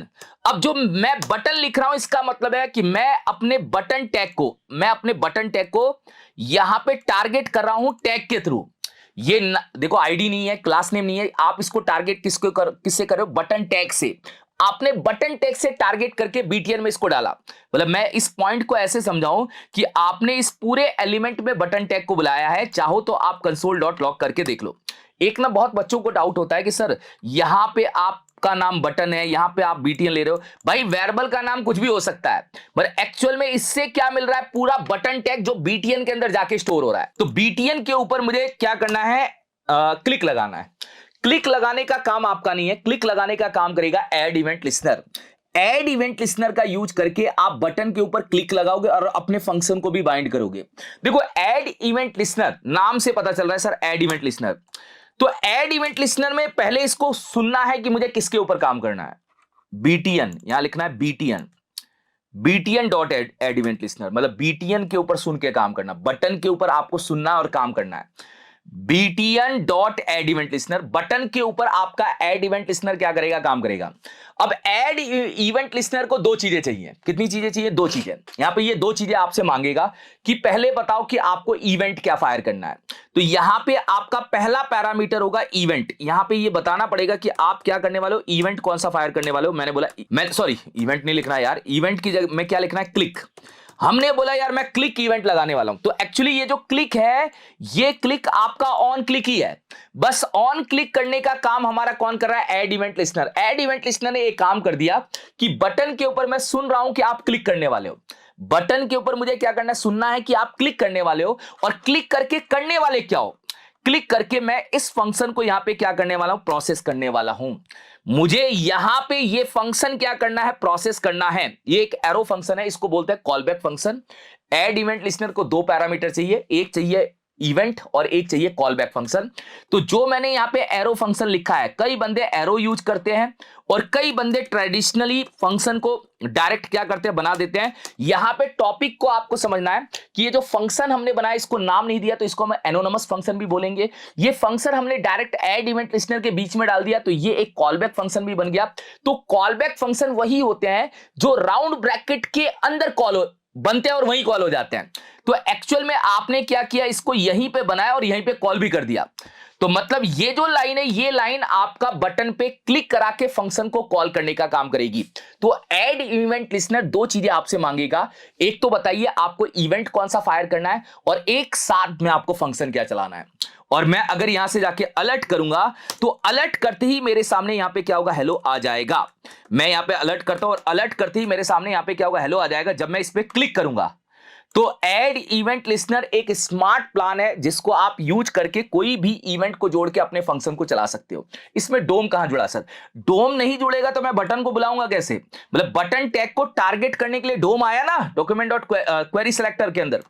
अब सर इसके थ्रू कुछ टास्क करिए, क्योंकि अभी तक आप केवल क्या कर रहे हो कि किसी टैग को टारगेट करना बता रहे हो, आप क्लिक करना बता रहे हो, मगर अभी तक हमने कोई भी टास्क परफॉर्म नहीं किया। तो अब मैं पहला टास्क परफॉर्म करूंगा, शो और हाइड पासवर्ड। देखो डोम की फैसिलिटी आपको यह बताती है कि आप किसी भी HTML एलिमेंट में चेंजेस कर सकते हैं। अब HTML एलिमेंट में चेंजेस करने में जो हमारा पहला टास्क है वो टास्क है एट्रीब्यूट से रिलेटेड। हम किसी HTML एलिमेंट का एट्रीब्यूट कैसे चेंज कर सकते हैं डोम के थ्रू, वो देखने वाले हैं। तो पहला हमारा टास्क यहां पे हम देखने वाले हैं show hide password. Show hide password ये हम यहां पे क्या करने वाले देखने वाले। चलिए HTML टैग स्टार्ट किया, क्लोज किया, ठीक है सर। अब मुद्दा यह है कि सर शो हाइड पासवर्ड में आप क्या करने वाले, एक छोटा सा एग्जांपल ले लेते हैं भाई। एक इनपुट टाइप पासवर्ड ले लेते हैं। यहां पे हमने क्या लिया, एक इनपुट टाइप पासवर्ड लिया। इनपुट टाइप क्या लिया है, पासवर्ड लिया है सर, ठीक है, ओके, कोई दिक्कत नहीं है। और मैंने यहां पे बटन के अंदर क्या लिखा है, शो। तो एक्चुअल में ना पहले ना मेरा आपसे यार सिंपल सा क्वेश्चन है कि एट्रीब्यूट्स क्या होते हैं, पहले ये बताइए। क्योंकि सामने वाला बंदा एट्रीब्यूट ही नहीं जानता होगा तो वो कैसे काम कर पाएगा। एट्रीब्यूट, इनपुट के एट्रीब्यूट क्या होंगे? एट्रीब्यूट्स मतलब भाई इनपुट के पैरामीटर्स। इनपुट के पैरामीटर्स क्या होंगे? टाइप होगा, प्लेस होल्डर होगा, ऑटो फोकस होगा, क्लास हो सकता है, आईडी हो सकता है, ये सारे यार एट्रीब्यूट्स ही तो है। तो एट्रीब्यूट्स को भी चेंज करने का काम हमारा जावास्क्रिप्ट करता है। मतलब जावास्क्रिप्ट आपको पहले बोलता है कि एलिमेंट को बुलाइए और एलिमेंट पे एट्रीब्यूट बदलना है, एलिमेंट को डिलीट करना है, अपडेट करना है, क्या करना है, ये सारी फैसिलिटी डोम के थ्रू आप प्रोसेस कर सकते हो। इसी को बोलते हैं डायनेमिकली चेंजेस। अब डायनेमिकली चेंजेस का मतलब क्या है कि इनपुट का टाइप पहले से टेक्स्ट है, आपको बटन के क्लिक पे उसको वापस से टेक्स्ट बनाना है। इनपुट का टाइप पहले से पासवर्ड है, सॉरी, बटन के क्लिक पे वापस से इसको क्या करना है, टेक्स्ट करना है। तो कैसे होगा सर? बहुत सिंपल, देखो हम यहां पे स्क्रिप्ट टैग का यूज करेंगे और स्क्रिप्ट टैग का यूज करके बहुत सिंपल सा प्रोसेस यहां पे क्या करेंगे, फॉलो करेंगे। हम क्या करने वाले, पहले बटन को बुलाएंगे, लेट btn डॉक्यूमेंट डॉट, किससे बुला लें, क्वेरी सिलेक्टर से बुला लें सर, बुला लो सर। क्या है, बटन हमारा टैग है, बटन टैग को हम टारगेट कर लेते हैं, ठीक है सर। फिर लेट जिसके ऊपर काम करना है इनपुट एलिमेंट, उसको भी बुला लें, इनपुट एलिमेंट को भी बुला लीजिए सर। उसको इनपुट एलिमेंट को बुलाने के लिए आप क्या यूज करोगे, डॉक्यूमेंट डॉट क्वेरी सेलेक्टर का यूज करूंगा और इसमें लिख दूंगा इनपुट। इस इनपुट का मतलब क्या सर? इस इनपुट का मतलब है भाई आप इसको इनपुट टैग से टारगेट करो और आप इसको बटन टैग से टारगेट करो, ठीक है। अब मुद्दा यह है कि आपको क्लिक किस पे करना है, बटन पे करना है या इनपुट पे? बटन पे करना है सर। तो ऐड इवेंट लिसनर किस पे प्रोसेस होगा, बटन पे होगा। btn dot add event listener का यूज करेंगे, मतलब बटन बोलेगा कि मैं सुन रहा हूं कि आप लगा रहे हो एड इवेंट लिसनर को, और आपने क्या किया है, क्लिक इवेंट लगाया है, और क्लिक के अंदर हम यहां पे एरो फंक्शन को क्या करेंगे, जोड़ देंगे। मोस्टली प्रोफेशनली एरो फंक्शन ही यूज होता है, तो आप एरो फंक्शन को यूज करिए। मतलब btn के ऊपर एड इवेंट लिसनर का यूज करना है और क्लिक करके इस एरो फंक्शन को यहां पे क्या करना है, जोड़ देना। जोड़ दिया सर मैंने, कोई दिक्कत नहीं है।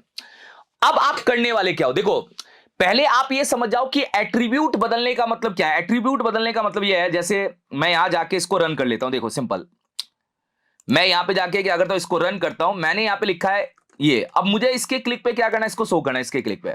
तो एट्रीब्यूट का मतलब क्या है भैया, जो ये इसका टाइप पासवर्ड है, इसको अगर आप टेक्स्ट करेंगे तो ये दिख जाएगा ना, देखो। तो करना तो यही है कि इसका टाइप बदलना है, इसका टाइप क्या करना, बदलना है। तो एलिमेंट तक पहुंचने का काम आपने कर दिया सर। मैं कंसोल डॉट लॉग करूंगा और कंसोल डॉट लॉग करके मैं यहां पे जाके इसको लिखूंगा, और लिख के अगर मैं इसके ऊपर क्लिक करूंगा, राइट क्लिक करके जाते हैं, देखते हैं एक बार, और मैं क्लिक करूंगा, क्लिक करके आपके सामने इनपुट आ रहा है सर, इनपुट आ रहा है।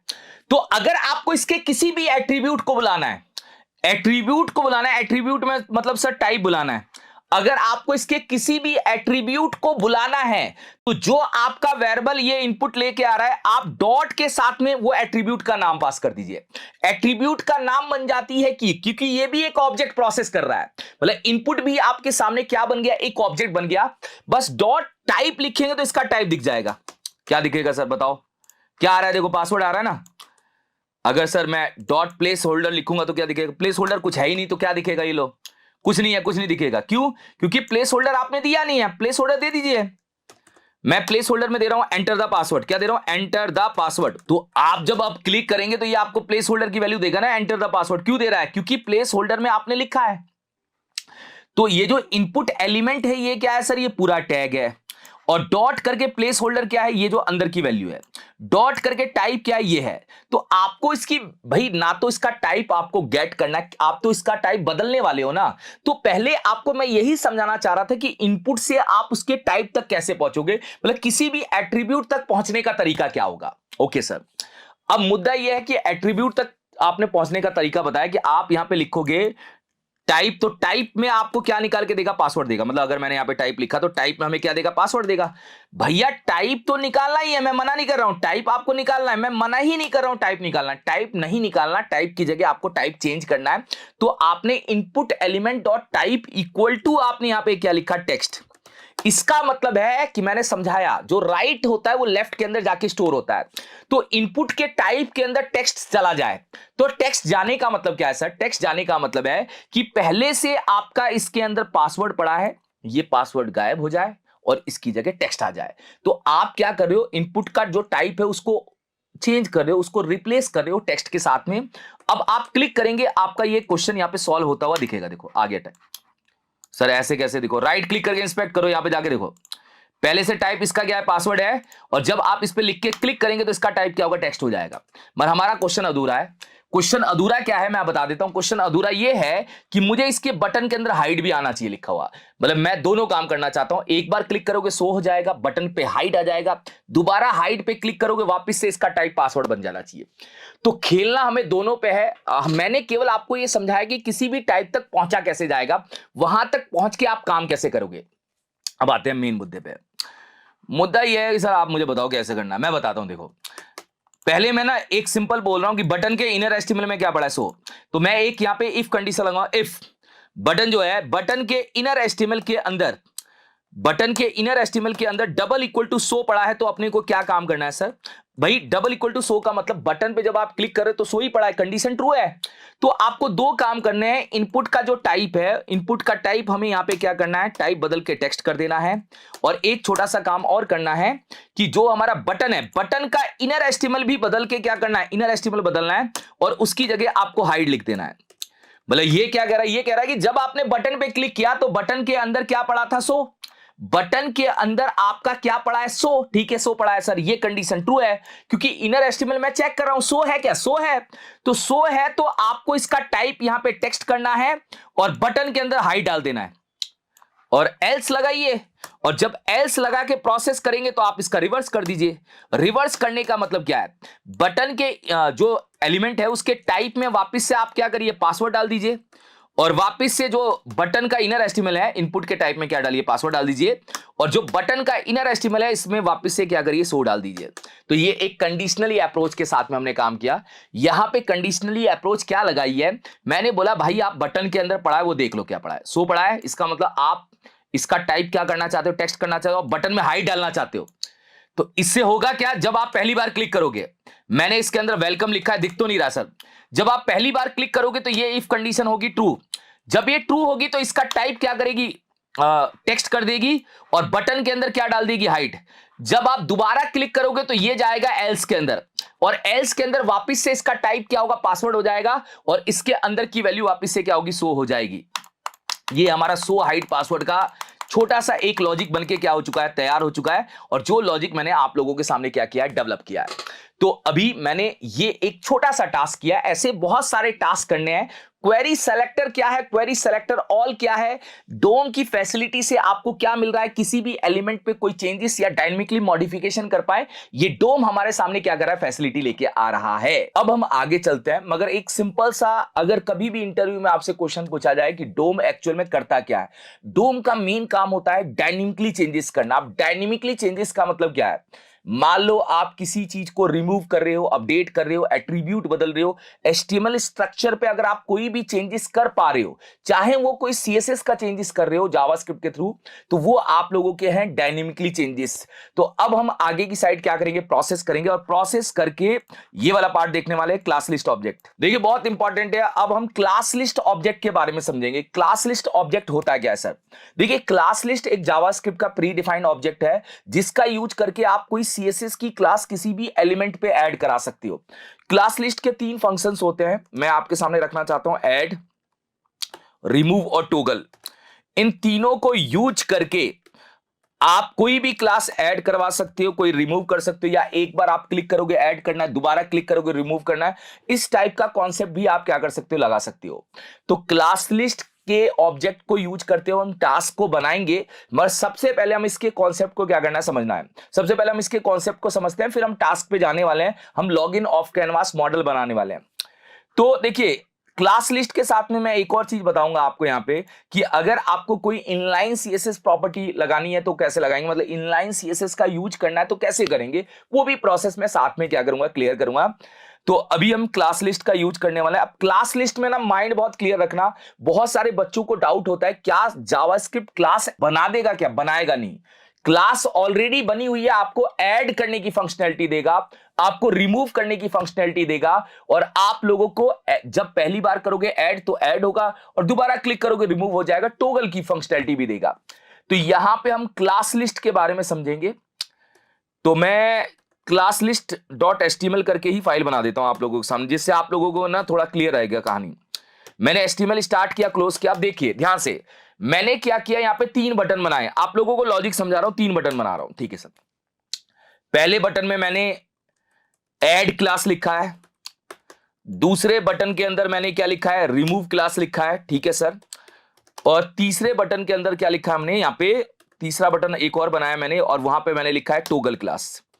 मैं तीनों की फंक्शनैलिटी तीनों बटन के ऊपर क्या करूंगा बताऊंगा। यहां पे होगा हमारा टॉगल क्लास सर, ठीक है, ये हो गया टॉगल क्लास।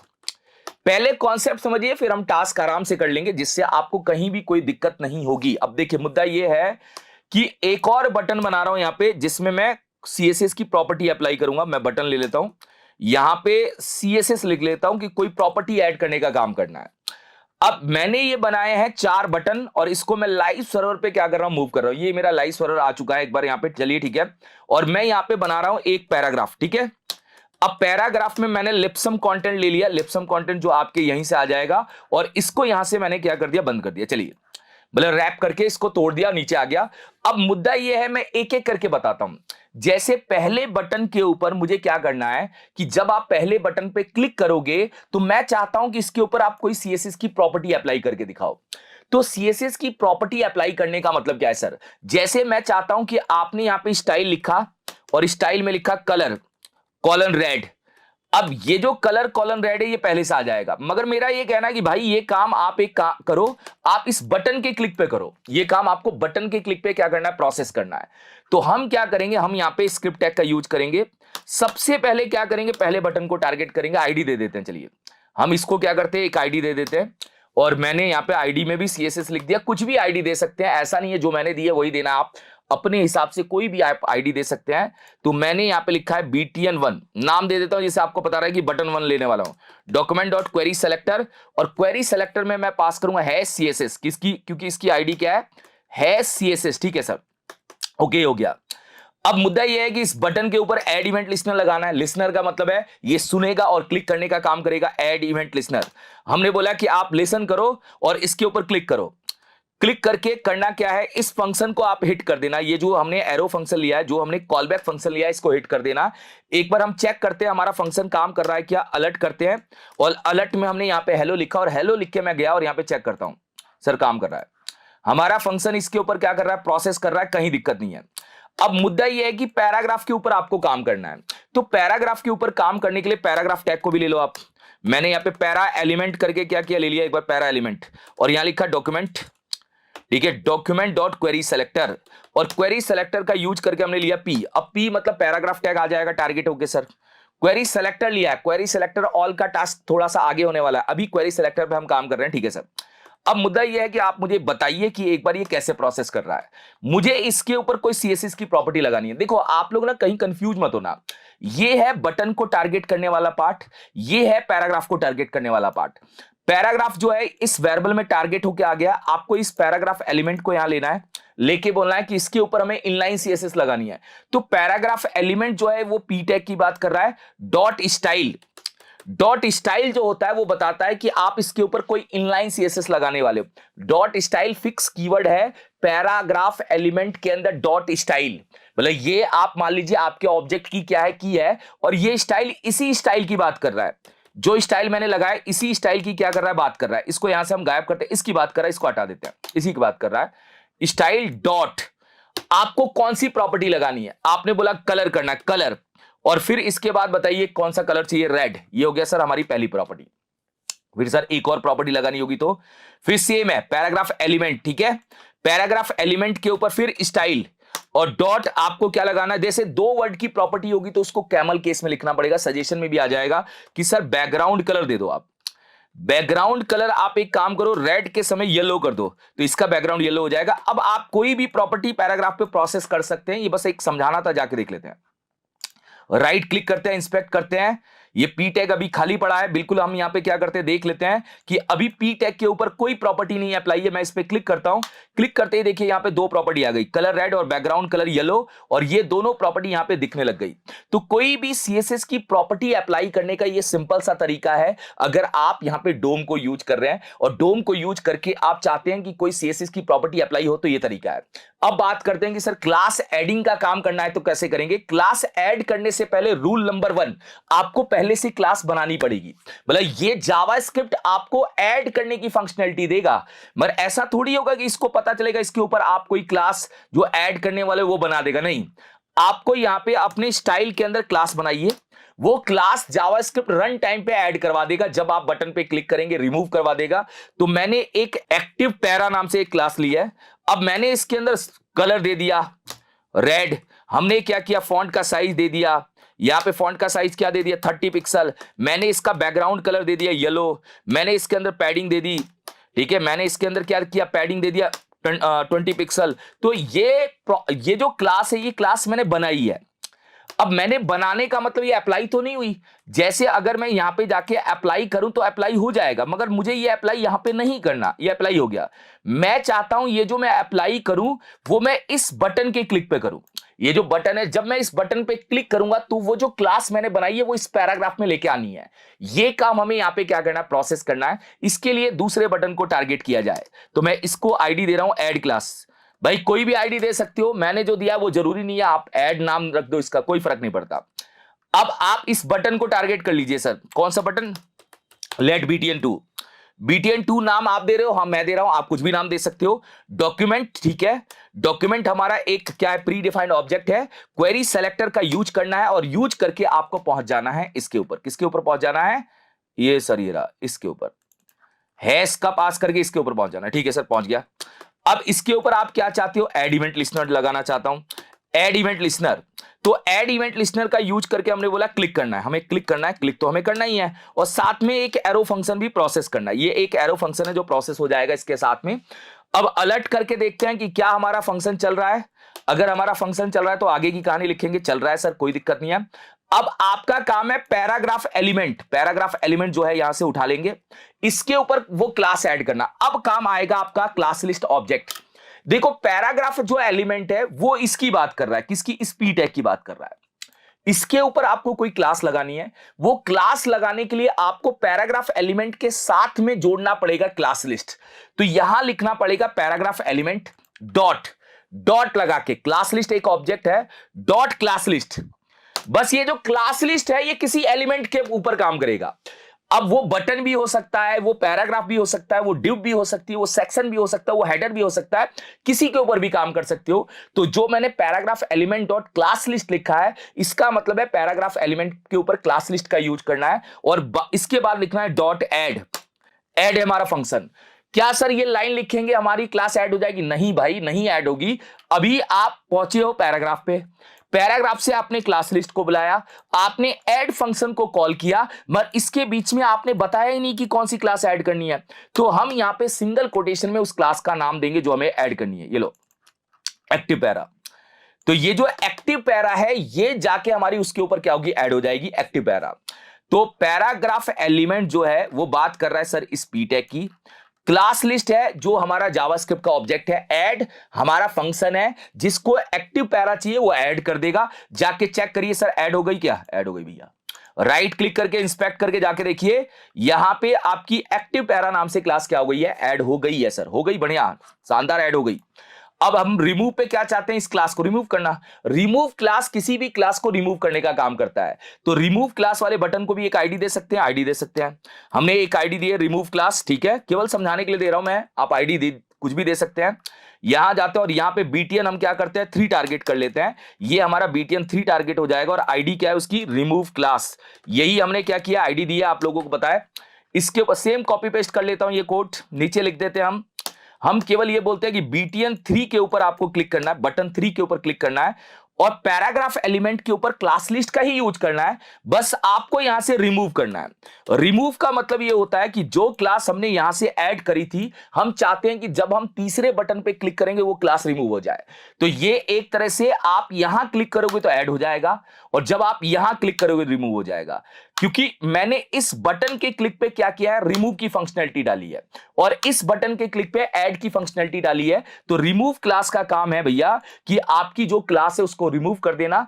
देखो आप कोई और भी क्लास रिमूव कर सकते हो मगर हमने अभी फिलहाल एग्जांपल में यही लिया है। आप कोई भी क्लास को लिख के रिमूव कर सकते हैं, कोई दिक्कत नहीं है। चलिए ठीक है। अब सर टोगल बहुत इंटरेस्टिंग है। टोगल क्यों इंटरेस्टिंग है? क्योंकि टोगल एक ही बटन पे दोनों काम करेगा। पहली बार वो क्या करेगा चेक करेगा, अगर आपकी क्लास नहीं ऐड है तो ऐड कर देगा और जब आप उस बटन पे दोबारा क्लिक करेंगे उसको हटा भी देगा। तो टोगल हमारी दोनों फंक्शनैलिटी लेके आता है, हमारा ऐड का भी और रिमूव दोनों की फंक्शनैलिटी लेके आता है। मगर वो चेक करता है कि सामने वाले बंदे ने पहले से क्लास ऐड कर रखी है या रिमूव कर रखी है। तो टोगल वो काम करेगा। तो एक छोटा सा काम करते हैं, यहां जाके एक आईडी ले लेते हैं, इसको आईडी क्या दे देते हैं टोगल क्लास सर। ठीक है चलिए टोगल क्लास हमने एक आईडी दे दी। अब इसको भी हम यहां पे क्या करेंगे टारगेट कर लेंगे, ये हो जाएगा हमारा बटन 4। ये हमने बटन 4 को यहां पे क्या किया टारगेट किया। अब इसके ऊपर हमने टोगल क्लास नाम की आईडी को यहां पे कॉल कर दिया सर। ठीक है सेम मैं इसको कॉपी पेस्ट कर लूं। भाई आप लोग ना कंफ्यूज मत होना सर, आप कॉपी पेस्ट करके भी काम तो वही करूंगा। यहाँ पे BTN 4 ले लूंगा, एड इवेंट लिस्नर मतलब बटन के ऊपर add event listener, paragraph element के ऊपर ही काम करना है। हाँ सर पैराग्राफ के ऊपर ही काम करना है और मैंने यहाँ पे लिखा पैराग्राफ एलिमेंट के ऊपर क्लास लिस्ट का यूज करना है और क्लास लिस्ट का यूज करके यहाँ पे यूज करना है टोगल। अब मैंने यहां लिखा टोगल और टोगल में एक्टिव पैरा। देखो टोगल क्या करता है, फंक्शनैलिटी क्या लेके आता है आप समझो। जब आप क्लिक करोगे तो पहले पैराग्राफ में वो क्लास ऐड है या नहीं है वो देख लीजिए आप। सर नहीं है, अभी पैराग्राफ एकदम खाली है, कोई क्लास नहीं है। जैसे ही आप इस पे क्लिक करोगे वो ऐड कर देगा और जब आप इस बटन पे दोबारा क्लिक करोगे इस क्लास को रिमूव भी कर देगा। तो टोगल हमारी दोनों फंक्शनैलिटी लेके आता है। टोगल हमारी दोनों फंक्शनैलिटी क्या करता है लेके आता है। अब सर क्या हम इस क्लास को पैराग्राफ में ही लगा सकते हैं? नहीं भाई, अगर आपको लगता है ये बटन जो है जिसपे हम क्लिक कर रहे हैं उस पे भी लगा देते हैं। BTN 4 के अंदर क्लास लिस्ट का यूज करते हैं और क्लास लिस्ट का यूज करके बोलते हैं टोगल। आप ये क्लास बटन में भी लगा दो। इससे क्या होगा सर, इससे ये होगा कि जो काम पैराग्राफ पे हो रहा है वो बटन पे भी होगा, आपके सेम बटन पे भी होगा। देखो सर बटन भी बड़ा हो गया, बटन भी छोटा हो गया।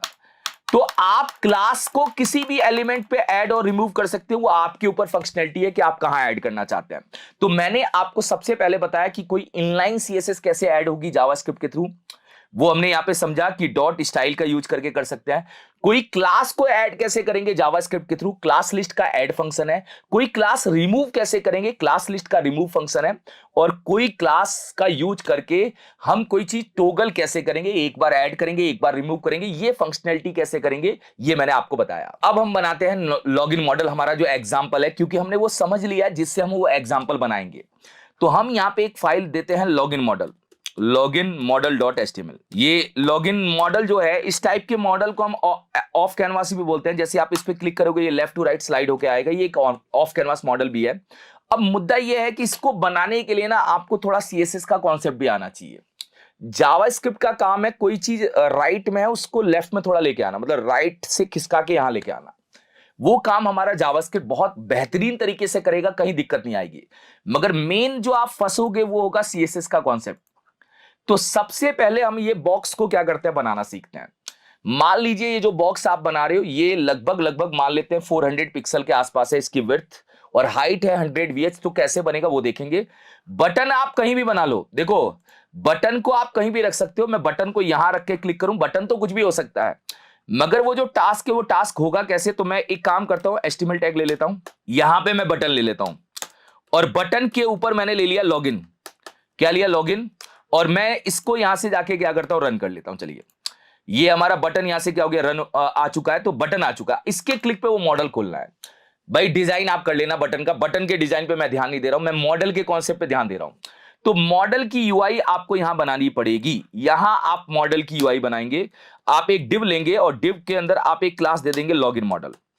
लॉगिन मॉडल नाम से हमने क्या किया, क्लास दिया। अब पहले इसको डिजाइन करते हैं, फिर जावास्क्रिप्ट से खुलवा देंगे। क्या करना है, 2 मिनट का काम है, खुलवाने का कोई दिक्कत नहीं है।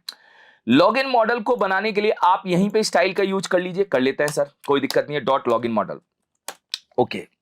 अब लॉगिन मॉडल में ना मैंने बोला कि आपको विड्थ देनी है 400 पिक्सल, 400 ले लेते हैं सर, 450 ले लेते हैं, या परसेंटेज में भी दे सकते हो। अगर आप घबरा रहे तो आप स्क्रीन के हिसाब से परसेंटेज में भी दे दो। मगर जब हम वेबसाइट पे काम करते तो पहले हम स्टार लगा के मार्जिन 0 और पैडिंग 0 यहाँ पे क्या कर देते हैं, जो भी डिफॉल्ट हमारे टैग्स जो मार्जिन पैडिंग लेते होंगे वो 0 हो जाएंगे। और मैं यहाँ पे फॉन्ट फैमिली क्या कर रहा हूँ, सैंस सेरिफ, ठीक है, ये भी फॉन्ट फैमिली भी दे दी हमने। और बॉक्स साइजिंग बॉर्डर बॉक्स, जो बॉर्डर या पैडिंग होगा वो अंदर से इंक्लूड होने लग जाएगा एक बार। बॉक्स साइजिंग बॉर्डर बॉक्स भी दे दिया मैंने, ठीक है। अब लॉगिन मॉडल जो होगा वो मैंने बोला यार हम करते हैं, काम करते हैं, हम डेस्कटॉप के लिए बना रहे हैं तो डेस्कटॉप के लिए सोच लेते हैं। लॉगिन मॉडल होगा हमारा 30%, ओके सर। हाइट होगी इसकी 100 VH, ओके सर, कोई दिक्कत नहीं है, 100 VH, ओके सर। अब मुद्दा यह है कि इसका बैकग्राउंड थोड़ा सा हम कर देते हैं यार, लाइट ग्रे टाइप का कर देते हैं, मतलब थोड़ा सा ना कलर तो आपको दिखे। एक बार CCC ले लेता हूं और जाके चेक करता हूं आ रहा है, ये है, मतलब ये दिख रहा होगा, यही मॉडल का डिजाइन है। हम देंगे इसको पोजीशन फिक्स। पोजीशन फिक्स जो होता है वो स्क्रीन के अराउंड काम करता है। मतलब पोजीशन फिक्स का मतलब है इस एलिमेंट की जगह खाली की जाए और इसको स्क्रीन के अराउंड घुमाया जाए। मतलब जो आपकी विंडो खुली है उस विंडो के अराउंड ये क्या करेगा, घूमेगा। अब मैंने बोला यार ये विंडो के अराउंड घूम के जाएगा कहां, राइट से 0। अब राइट से 0 मतलब विंडो के राइट में चिपक जाएगा। मतलब जो लेफ्ट में आ रहा था वो राइट में आ गया सर, मतलब ठीक है, यही चाहिए था हमें। मगर मुद्दा ये है कि यहां तो खुलवाने के बाद चाहिए था, पहले से जो चाहिए था वो तो मैं, चलो मैं माइनस में रखूंगा इधर की साइड। आप जब क्लिक करोगे तो ये प्लस में आएगा। तो थोड़ा सा डिजाइन ओरिएंटेड काम कर लेते हैं सर। एक काम करते हैं, ऐसा कुछ हम बना लेते हैं, चलिए हम एक ना यहां पे जाते हैं और यहां जाके एक नॉर्मल सा है ये ले लेते हैं। डिजाइन में बनाऊं या बना लोगे आप, बना लो सर, चलो थोड़ा सा बना लो, कोई नहीं। एक हम डिव ले लेते हैं और डिव के लिए हम एक हेडिंग मॉडल नाम से ले लेते हैं एक बार इसकी क्लास का नाम। मैं यहाँ पे क्या करूंगा, एक S3 टैग ले लूंगा, ठीक है सर। और S3 टैग के अंदर मैंने लॉगिन लिख दिया और मैं एक P टैग ले लूंगा और P टैग के अंदर मैंने ये लिख दिया, क्या, ये ले लिया। चलिए ये हेडिंग मॉडल को मैं दूंगा डिस्प्ले फ्लेक्स। फ्लेक्स क्या करेगा, इन दोनों को पास में ले आएगा सर, ठीक है। और जस्टिफाई कंटेंट स्पेस बिटवीन, एक लेफ्ट में चला जाएगा और एक राइट में चला जाएगा, ठीक है। चलिए जाके चेक करते हैं सर आ रहा है क्या, आ गया। बट थोड़ा सा सर क्या हम कर सकते हैं, क्या इस लॉगिन मॉडल को पैडिंग दे सकते हैं, पैडिंग दे सकते हैं। पैडिंग क्या करेगा, हमारे कंटेंट को थोड़ा अंदर ढकेल देगा। मैंने पैडिंग दिया 40 पिक्सल, चारों तरफ से 40, ये यहां पे आ जाएगा। अब थोड़ा बड़ा साइज है वो तो आप अपने रिक्वायरमेंट के हिसाब से छोटा कर सकते हैं। जैसे हेडिंग मॉडल के अंदर S3 टैग है, इसका फॉन्ट का साइज क्या करना है, हमें छोटा करना है, तो वो हम यहाँ पे क्या करेंगे, कर देंगे। जैसे मैंने कर दिया इसको 22 पिक्सल, फॉन्ट का साइज छोटा हो जाएगा S3 का। S3 का फॉन्ट का साइज छोटा नहीं हुआ भाई, क्यों, 20 कर दो सर, छोटा हो गया। फिर एक काम और करो सर, इसके अंदर P भी है, मैंने या तो जूम कर रखा होगा, जूम कर रखा है तब ऐसा दिख रहा है, जूम कर रखा है इसलिए ऐसा दिख रहा है, नहीं तो आता नहीं ऐसा, इतना ही आता, सही था वो, ठीक है। चलो अब थोड़ा सा सर एक काम करिए ना, ये जो हेडिंग मॉडल है क्या इसको थोड़ा मार्जिन टॉप देके नीचे ला सकते हो, ला सकता हूं, क्यों नहीं ला सकता हूं। मार्जिन टॉप के बाद ये क्या होगा, थोड़ा नीचे आ जाएगा। और थोड़ा नीचे नहीं कर सकते, कर सकते 100 कर देते, ये लो आ जाएगा। ये बस एक मैं मान रहा हूं कि ऐसी UI थोड़ा सा आपको क्या करने की टाइम लगेगी बनाने के लिए। अब एक फॉर्म बना लेते हैं, चलो मैं फॉर्म भी एक बार क्या कर रहा हूं, प्रोसेस कर देता हूं। फॉर्म बना लीजिए सर एक बार, थोड़ा सा क्या होगा, अच्छा डिजाइन बन जाएगा। हाँ बना लेते हैं फॉर्म, चलो यहां पे हम एक फॉर्म टैग ले लेते हैं। फॉर्म टैग के अंदर हम यहाँ पे ले लेते हैं लेबल टैग। लेबल टैग के अंदर हमें लिखना है मोबाइल नंबर, ये जो मोबाइल नंबर है ये प्रोसेस करना है, लिख देंगे सर, कोई दिक्कत नहीं है। और जाके हम चेक करेंगे आ रहा है क्या सर, आ तो रहा है। क्या हम फॉर्म टैग को टारगेट कर सकते हैं, इसके अंदर लॉगिन मॉडल के अंदर हम फॉर्म टैग को टारगेट कर सकते हैं, टारगेट कर सकते हैं। इसके अंदर एक फॉर्म नाम का टैग है, हम उसको टारगेट कर रहे हैं और टारगेट करके हम इसको बोलते हैं कि फॉर्म आप भी मार्जिन ले लो टॉप से। मार्जिन टॉप से कितना ले लोगे, आप ले लोगे यहाँ पे 40 पिक्सल, तो थोड़ा आप नीचे आ जाओगे, ये नीचे आ गया, ये आ गया, ठीक है सर। अब इसके बाद क्या करना है, एक इनपुट टाइप टेक्स्ट बनाना है, बना लेंगे सर, वो भी इनपुट टाइप टेक्स्ट बना लेते, ये आ गया। अब मुद्दा ये है कि जो लेबल फॉर्म के अंदर जो लेबल टैग होता है वो लेबल टैग इनलाइन एलिमेंट होता है, तो मैंने लेबल को टारगेट किया। लेबल कौन सा है सर, इसकी बात कर रहा हूं, लेबल। और इसको कर दिया मैंने डिस्प्ले ब्लॉक। डिस्प्ले ब्लॉक का काम क्या होता है भैया, इसको रोज ऐसा दिखाना है, ये पूरा ब्लॉक एलिमेंट बन गया, एक लाइन में अकेला आएगा। तो लेबल हमारा एक लाइन में अकेला आएगा। और जो फिर इनपुट है, इनपुट मतलब ये वाला पार्ट जो इनपुट है, इस इनपुट को मैं बोलूंगा इनपुट। आप एक काम करो, आप अपने पेरेंट का 100% एरिया ले लो। इसका पेरेंट कौन है पता है? इसका पेरेंट है फॉर्म। ये अपने फॉर्म का 100% एरिया लेगा तो इनपुट हो जाएगा बड़ा।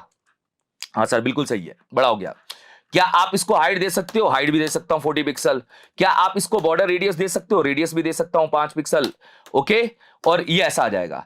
क्या सर आप इसको मार्जिन टॉप दे सकते हो? मार्जिन टॉप भी दे सकते हैं। यहां पे ये लीजिए 10 पिक्सल, थोड़ा टॉप से गैप लेके आएगा, यहां चाहिए मॉडल।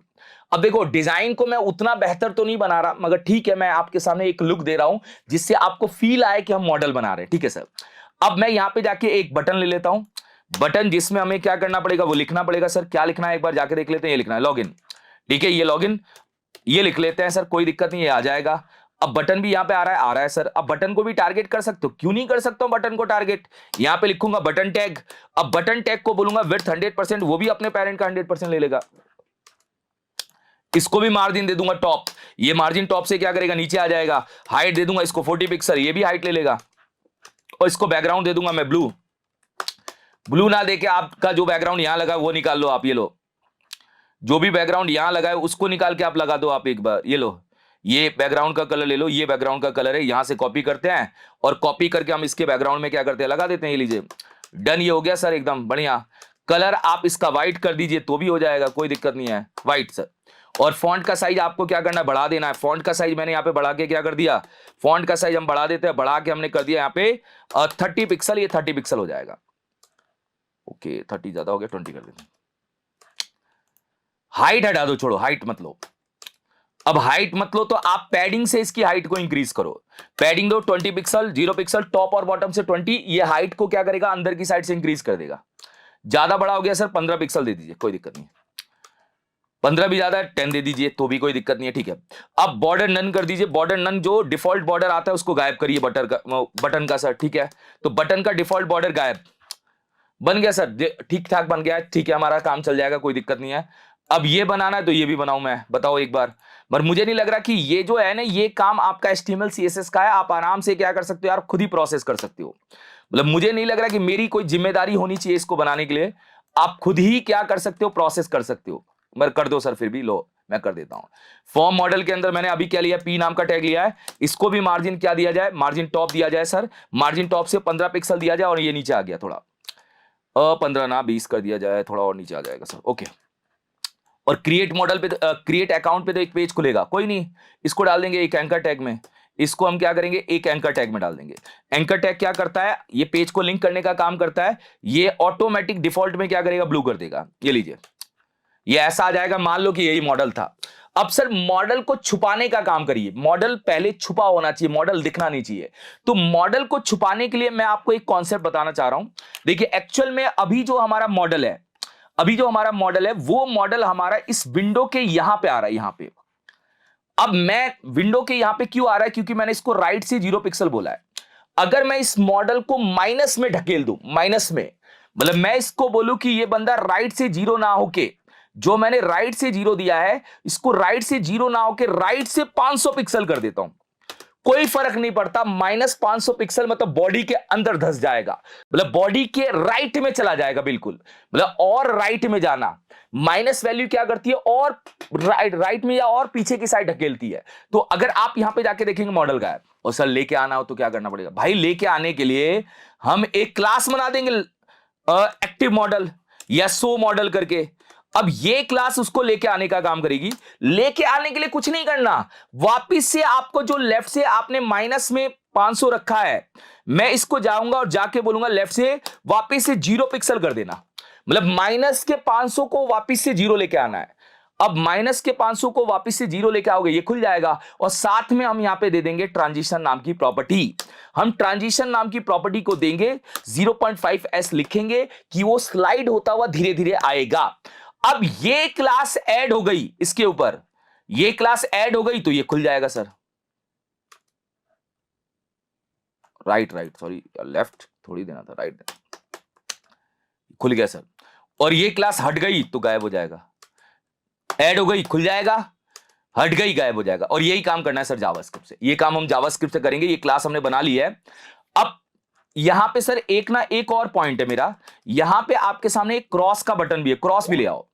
अरे क्रॉस भी ले आएंगे, क्या फर्क पड़ता है। एक स्पैन टैग में क्या करेंगे, n टाइम्स लिखेंगे। n टाइम्स क्या करता है, क्रॉस का सिंबल ले आता है, ये क्रॉस का सिंबल है।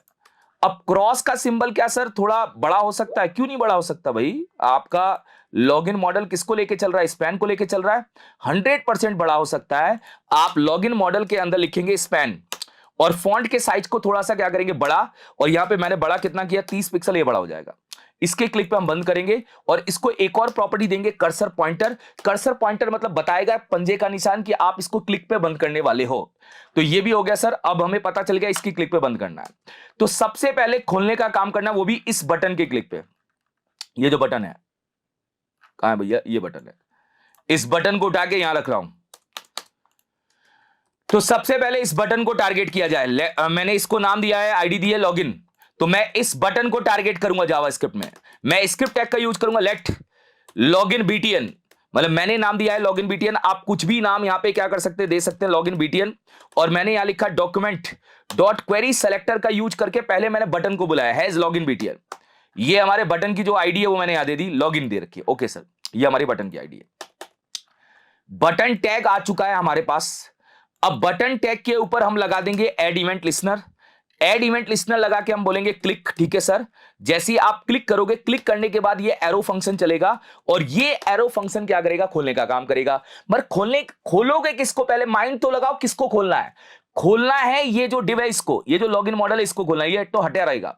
तो लॉगिन मॉडल वाली डिव को भी टारगेट किया जाए, let login model element. Okay sir, और यहां पे लिखिएगा डॉक्यूमेंट डॉट क्वेरी सेलेक्टर, और क्वेरी सेलेक्टर में पास करना है आपको ये नाम। कौन सा नाम पास करना है सर? ये जो नाम है भाई, ये नाम पास कर देना है। ये नाम आप यहां पे क्या करेंगे, पास कर देंगे। पास करने के बाद वो सेलेक्टर बन के आ जाएगा। मतलब मान लीजिए ये डिव हमारे पास आ चुकी है, इसी डिव को खोलना है। तो आपको कुछ नहीं करना, लॉगिन मॉडल के ऊपर क्लास लिस्ट का यूज करना है भाई लोग, और इसके अंदर लिखना है ऐड, और ऐड में लिख के आपको वो क्लास ऐड कर देनी है। कौन सी? ये शो मॉडल। ये शो मॉडल उसको खोलने का काम करेगी, ये शो मॉडल उसको खोलने का काम करेगी। तो ये है हमारा बटन टैग, ये है हमारा डिव एलिमेंट जिस पे हम काम कर रहे हैं।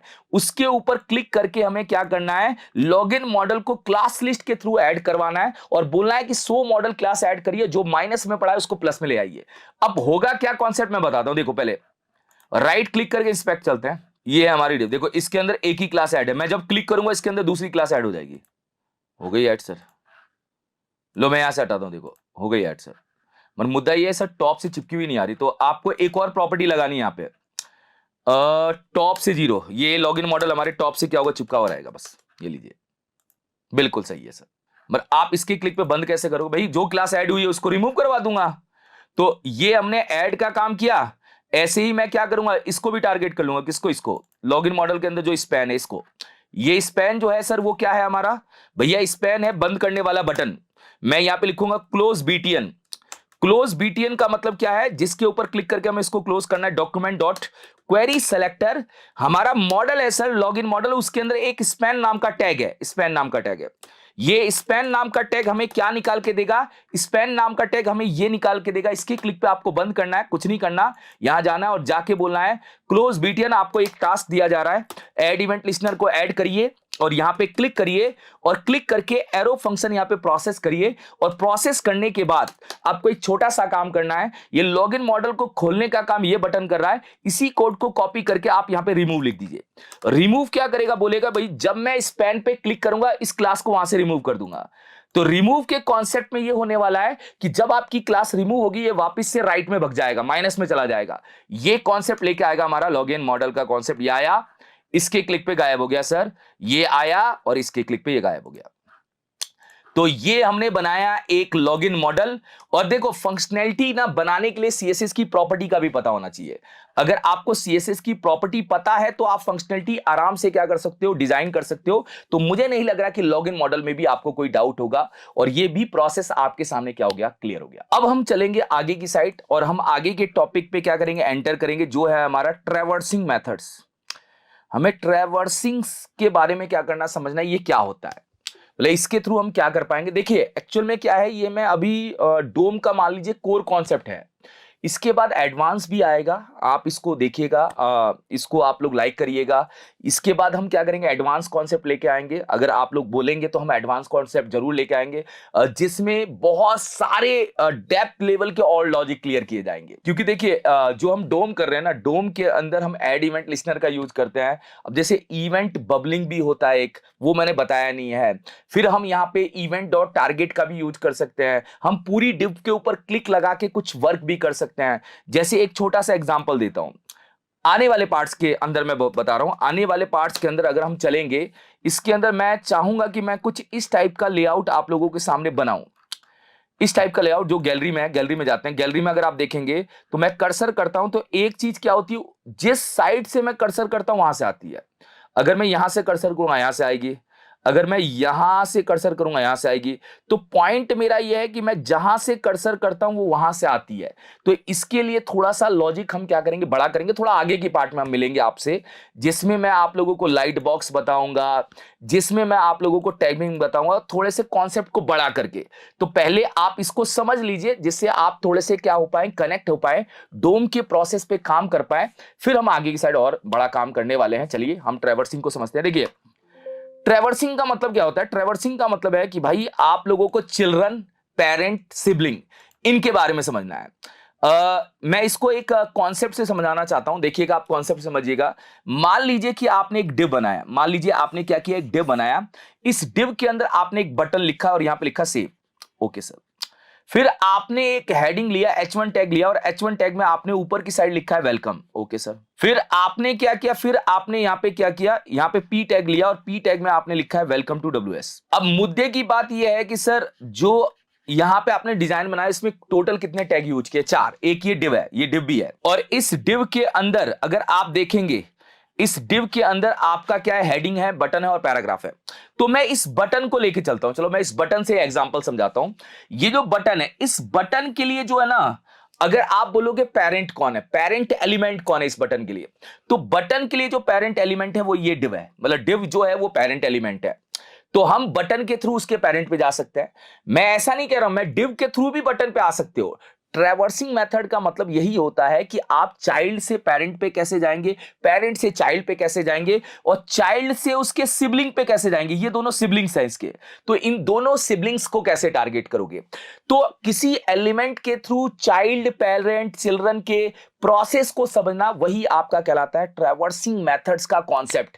इसी को हम थोड़ा क्या करते हैं, प्रैक्टिकली थोड़ा डेप्थ लेवल पे समझते हैं। फिर हम इसका यूज करके करेंगे टास्क, और टास्क का लेवल है बड़ा, ध्यान रखिएगा गाइस। तो हम यहां जाते हैं और यहां जाके हम बनाते हैं एक बार एग्जांपल।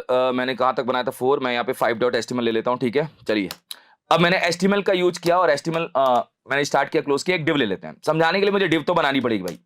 और डिव को मैं एक क्लास दे देता हूं मेन, ओके। मैं यहां गया और मैंने यहां पे जाके क्या लिखा, स्टाइल, और स्टाइल में लिखा डॉट मेन। विड्थ दिया मैंने यहां पे 1320 पिक्सल, ओके। मार्जिन ऑटो देके सेंटर, थोड़ा सा पैडिंग दे दिया हमने अंदर की साइड से 30 पिक्सल। और एक और छोटा सा काम किया, यहां लगा के स्टार लगा के मार्जिन 0, पैडिंग 0, ठीक है सर, ओके। पैडिंग 0 कर दिया और फॉन्ट फैमिली हमने दे दी सैंस सेरिफ। तो मुझे नहीं लग रहा इसमें कोई डाउट होगा आप लोगों को। अब मैंने H1 टैग लिया और H1 टैग में ले लिया वेलकम। H1 टैग के अंदर क्या लिखा, वेलकम, ठीक है। और मैंने यहाँ पे बटन लिया, बटन में मैंने लिखा यहाँ पे सेव, या बटन में सेव लिख दिया, चलो। और P टैग में ले लिया मैंने यहाँ पे वेलकम टू WS। ये मैंने 3 टैग्स आप लोगों के सामने लिए हैं। अब मैं इसको यहां से क्या करता हूं, रन कर देता हूं। रन करके इसका आंसर क्या आता है वो देख लेते हैं। चलिए बॉर्डर दीजिए सर, बॉर्डर दे दूं एक बार, पता तो चल जाएगा कि हमारे मेन डिव में आ रहा है जैसे, ओके सर, ठीक है। अब ये मेन डिव में आ रहा है। तो अब मैं कॉन्सेप्ट को यहां पे क्या करता हूं, पकड़ता हूं और समझाता हूं। मैं मान लो कि मैं आपसे कहूं कि ये बटन को टारगेट करो, आप बटन पे क्लिक करो आप। तो बटन को क्लिक करने के लिए आपने यहां पे क्या किया, स्क्रिप्ट टैग का यूज किया और लेट BTN नाम का एक वेरिएबल लिया, ठीक है। और आपने लिखा डॉक्यूमेंट डॉट क्वेरी सेलेक्टर, और क्वेरी सेलेक्टर में आपने क्या ले लिया, बटन, ओके सर। बटन नहीं, बटन टैग लेना है भाई, बटन टैग लिया। अब बटन जो है, बटन के लिए ना आप पहले ये समझो पेरेंट कौन है। तो अगर मैं बटन के ऊपर क्लिक लगाऊं, मैं बोलूं बटन, आपके ऊपर मैं ऐड इवेंट लिस्नर का यूज कर रहा हूं, और यहां पे मैं आपके अंदर क्लिक कर रहा हूं, और क्लिक करके यहां यूज कर रहा हूं एरो फंक्शन। तो मुद्दे की बात यह है कि सर बटन के लिए जो बटन है, बटन के लिए जो है बटन बटन बटन, ये जो बटन टैग है, ये बटन टैग जो है, इसका पेरेंट कौन है? बटन का पेरेंट है ये div, क्योंकि बटन का जो पेरेंट है वो div है, मुझे इस div के ऊपर काम करना है। बहुत सिंपल है। btn क्या है सर? btn मतलब इस चीज की बात कर रहा है, क्योंकि आपने उसके क्वेरी सेलेक्टर के थ्रू इसको इसमें डाल दिया। अब डॉट पेरेंट एलिमेंट, यहां पे आता है पेरेंट एलिमेंट। मैं पेरेंट एलिमेंट की बात करूं तो बटन का पेरेंट एलिमेंट कौन है सर? बटन का जो पेरेंट एलिमेंट है भैया ये div है। अगर मैं इसके ऊपर लिखूं रिमूव, रिमूव भी एक फंक्शन होता है, रिमूव का यूज करके आप पूरी पेरेंट div को ही गायब कर दोगे। मतलब क्या कहना चाह रहे हो सर? इस पे क्लिक करोगे पूरी पेरेंट div गायब। क्यों गायब? क्योंकि आपने बोला ना कि बटन का जो पेरेंट है वो रिमूव हो जाए, तो बटन का जो पेरेंट है वो पूरी div है, ये रिमूव हो गया। रिमूव हमारा फंक्शन क्या करता है? किसी एलिमेंट को हटा देता है वहां से। अगर सर मैं चाहता हूं कि मैं इसके ऊपर कोई बैकग्राउंड लगा सकता हूं क्या? कुछ भी कर सकते हो आप लोग। आप रिमूव की जगह लिख दो स्टाइल डॉट बैकग्राउंड, और बैकग्राउंड में आप यहां लिख दो येलो। तो इसका मतलब है कि जब आप बटन पे क्लिक करेंगे उसका पेरेंट का बैकग्राउंड क्या होगा? येलो हो जाएगा। ये लीजिए सर, हो गया, बढ़िया, शानदार। तो ये समझ में आ गया, पहली कहानी क्लियर है सर। अब दूसरी कहानी है कि मुझे H1 पे काम करना है, तो बटन का जो प्रीवियस सिबलिंग एलिमेंट है, प्रीवियस मतलब जो पहले बैठा है, मतलब जो हमारे बटन के पहले बैठा हुआ है वो होता है प्रीवियस सिबलिंग एलिमेंट। तो आप यहां पे जाके लिखेंगे बटन, मैंने बोला button dot previous sibling element, previous element sibling. Button का जो प्रीवियस एलिमेंट सिबलिंग है, बटन का प्रीवियस एलिमेंट सिबलिंग क्या है? ये है सर। तो यहां तक पहुंच गए आप। बटन से आप हेडिंग पे भी पहुंच सकते हो, मतलब बटन से उसके भाई के पास पहुंच सकते हो, मतलब जो भी उसका प्रीवियस एलिमेंट सिबलिंग है वहां पहुंच जाओगे सर। उसके ऊपर मुझे कलर स्टाइल का यूज करके कलर ऐड करना है सर। हो जाएगा क्या? हो जाएगा। आप कुछ भी कर सकते हो, मतलब मैं आपको ये CSS ऐड करने के लिए नहीं बोल रहा हूं।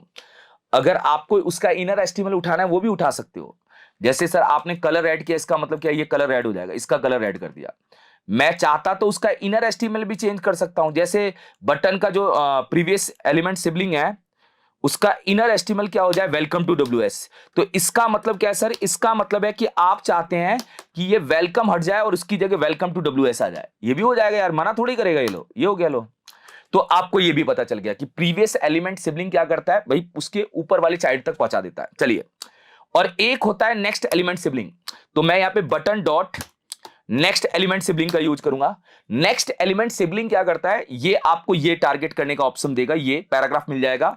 इसमें क्या करना है सर? इसका स्टाइल का यूज करके इस पे मैं चाहता हूं कि आप फॉन्ट का जो साइज है थोड़ा सा क्या करो, बड़ा कर दो सर। और फॉन्ट का साइज आप कर दो एक बार यहां पे लगभग आप यहां पे कर दो 30 पिक्सल। ओके सर, तो क्या हो जाएगा? ये हो जाएगा सर, ये भी हो गया। तो एक्चुअल में आपको पेरेंट एलिमेंट पता चल गया, ये पेरेंट है सर। प्रीवियस एलिमेंट सिबलिंग पता चल गया, ये है सर। और नेक्स्ट एलिमेंट सिबलिंग पता चल गया, ये है। अब एक और होता है चिल्ड्रन। चिल्ड्रन का मतलब क्या है? मैं मान लो कि आपसे कहूं कि बटन है या पैराग्राफ है।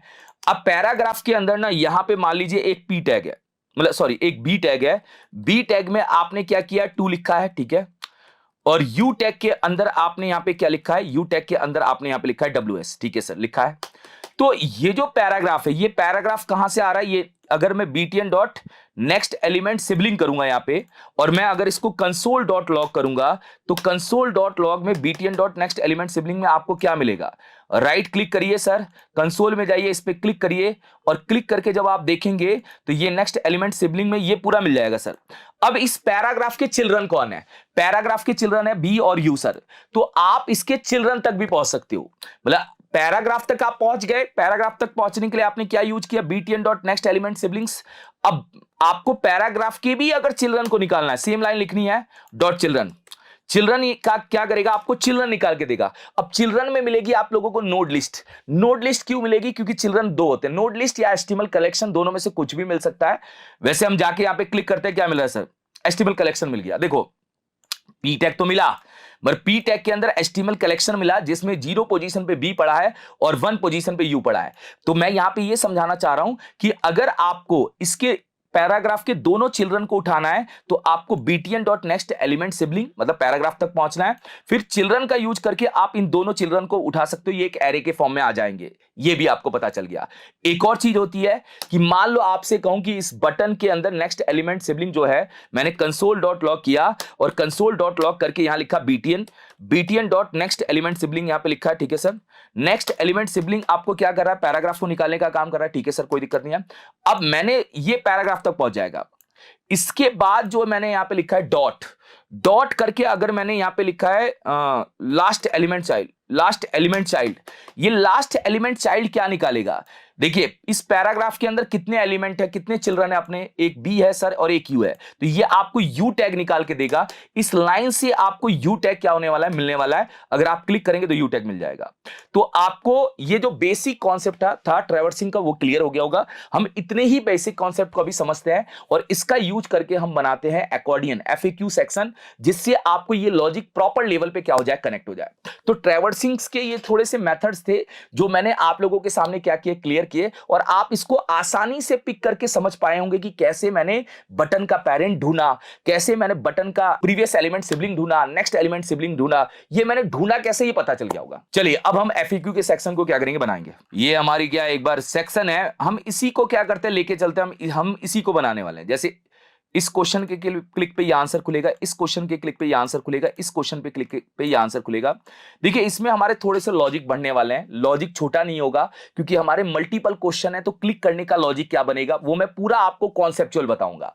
तो सबसे पहला मुद्दा है कि हम डिजाइन बना ले, डिजाइन बना लेते हैं सर। लो हम जाते हैं और यहां जाके बनाते हैं FAQ section.html करके हमने एक फाइल बनाई, हमने FAQ section.html बनाया और HTML टैग स्टार्ट किया, क्लोज किया।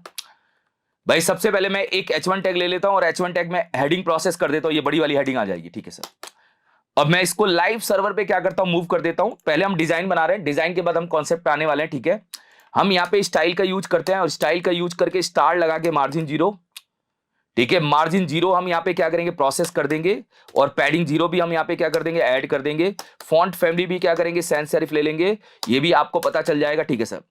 अब H1 टैग को हम टारगेट करेंगे और बोलेंगे टेक्स्ट अलाइन सेंटर होके सेंटर हो जाओ, आप जल्दी से सेंटर हो जाओ, और थोड़ा सा पैडिंग ले लो आप टॉप और बॉटम से, कितना 50 पिक्सल नहीं 30 पिक्सल ले लो टॉप और बॉटम से, लेफ्ट और राइट से 0 नहीं चाहिए, बस इतना ही करना है। यहां गया। अब हम बनाएंगे एक मिडिल डिव, एक मिडिल डिव जिसमें हम क्या करने वाले, ये पूरे FAQ को बनाने वाले। मतलब मैं चाहता हूं कि अब आप बनाएं यहां पे एक मिडिल डिव, ये मिडिल डिव होगी जिसमें हम पूरा FAQ के सारे आइटम्स को बनाएंगे। यहां पे आइटम नंबर 1 होगा, ये आइटम नंबर 2 होगा, ये आइटम नंबर 3 होगा और ये आइटम नंबर 4 होगा। तो यहां पे हम क्या कर रहे हैं, हम यहां पे बना रहे हैं एक डिव। इस डिव के अंदर हम एक क्लास दे रहे हैं जो हम यहां पे रखेंगे क्लास, क्लास का नाम रखते हैं हम FAQ मिड, ठीक है। FAQ मिड जो है वो है अपना वो वाला प्रोसेस जिसमें हम मिडिल पार्ट बनाने वाले हैं। तो FAQ मिड को हम बोलेंगे कि भैया आप मैक्स विड्थ ले लो, मैक्स विड्थ ऑटोमेटिक मोबाइल में रिस्पॉन्सिव हो जाती है। मैं बोल रहा हूं कि मैं FAQ बनाने वाला हूं यहाँ पे 1000 पिक्सल में, चलिए, और मार्जिन ऑटो देके मैंने बोला आप स्क्रीन के सेंटर में चले जाना। अब ये हो गया सर ये वाला पार्ट, मिड वाला पार्ट। अब मिड के अंदर क्या करने वाले हो, मिड के अंदर हम बनाएंगे भैया क्वेश्चंस आंसर के वो डिव। तो हम यहाँ पे इसकी डिव की क्लास का नाम देंगे FAQ आइटम।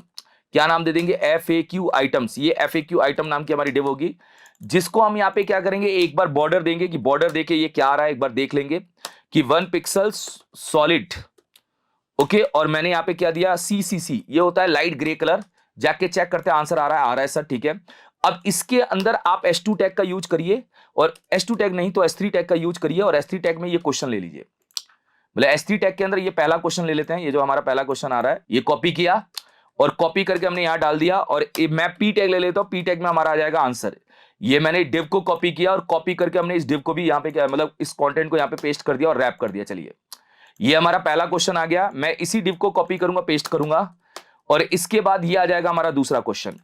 ये हमारा दूसरा क्वेश्चन यहाँ आएगा, ठीक है, और मैं यहाँ पे क्या करूंगा, क्लिक करूंगा, ये आ जाएगा इसका आंसर, ठीक है।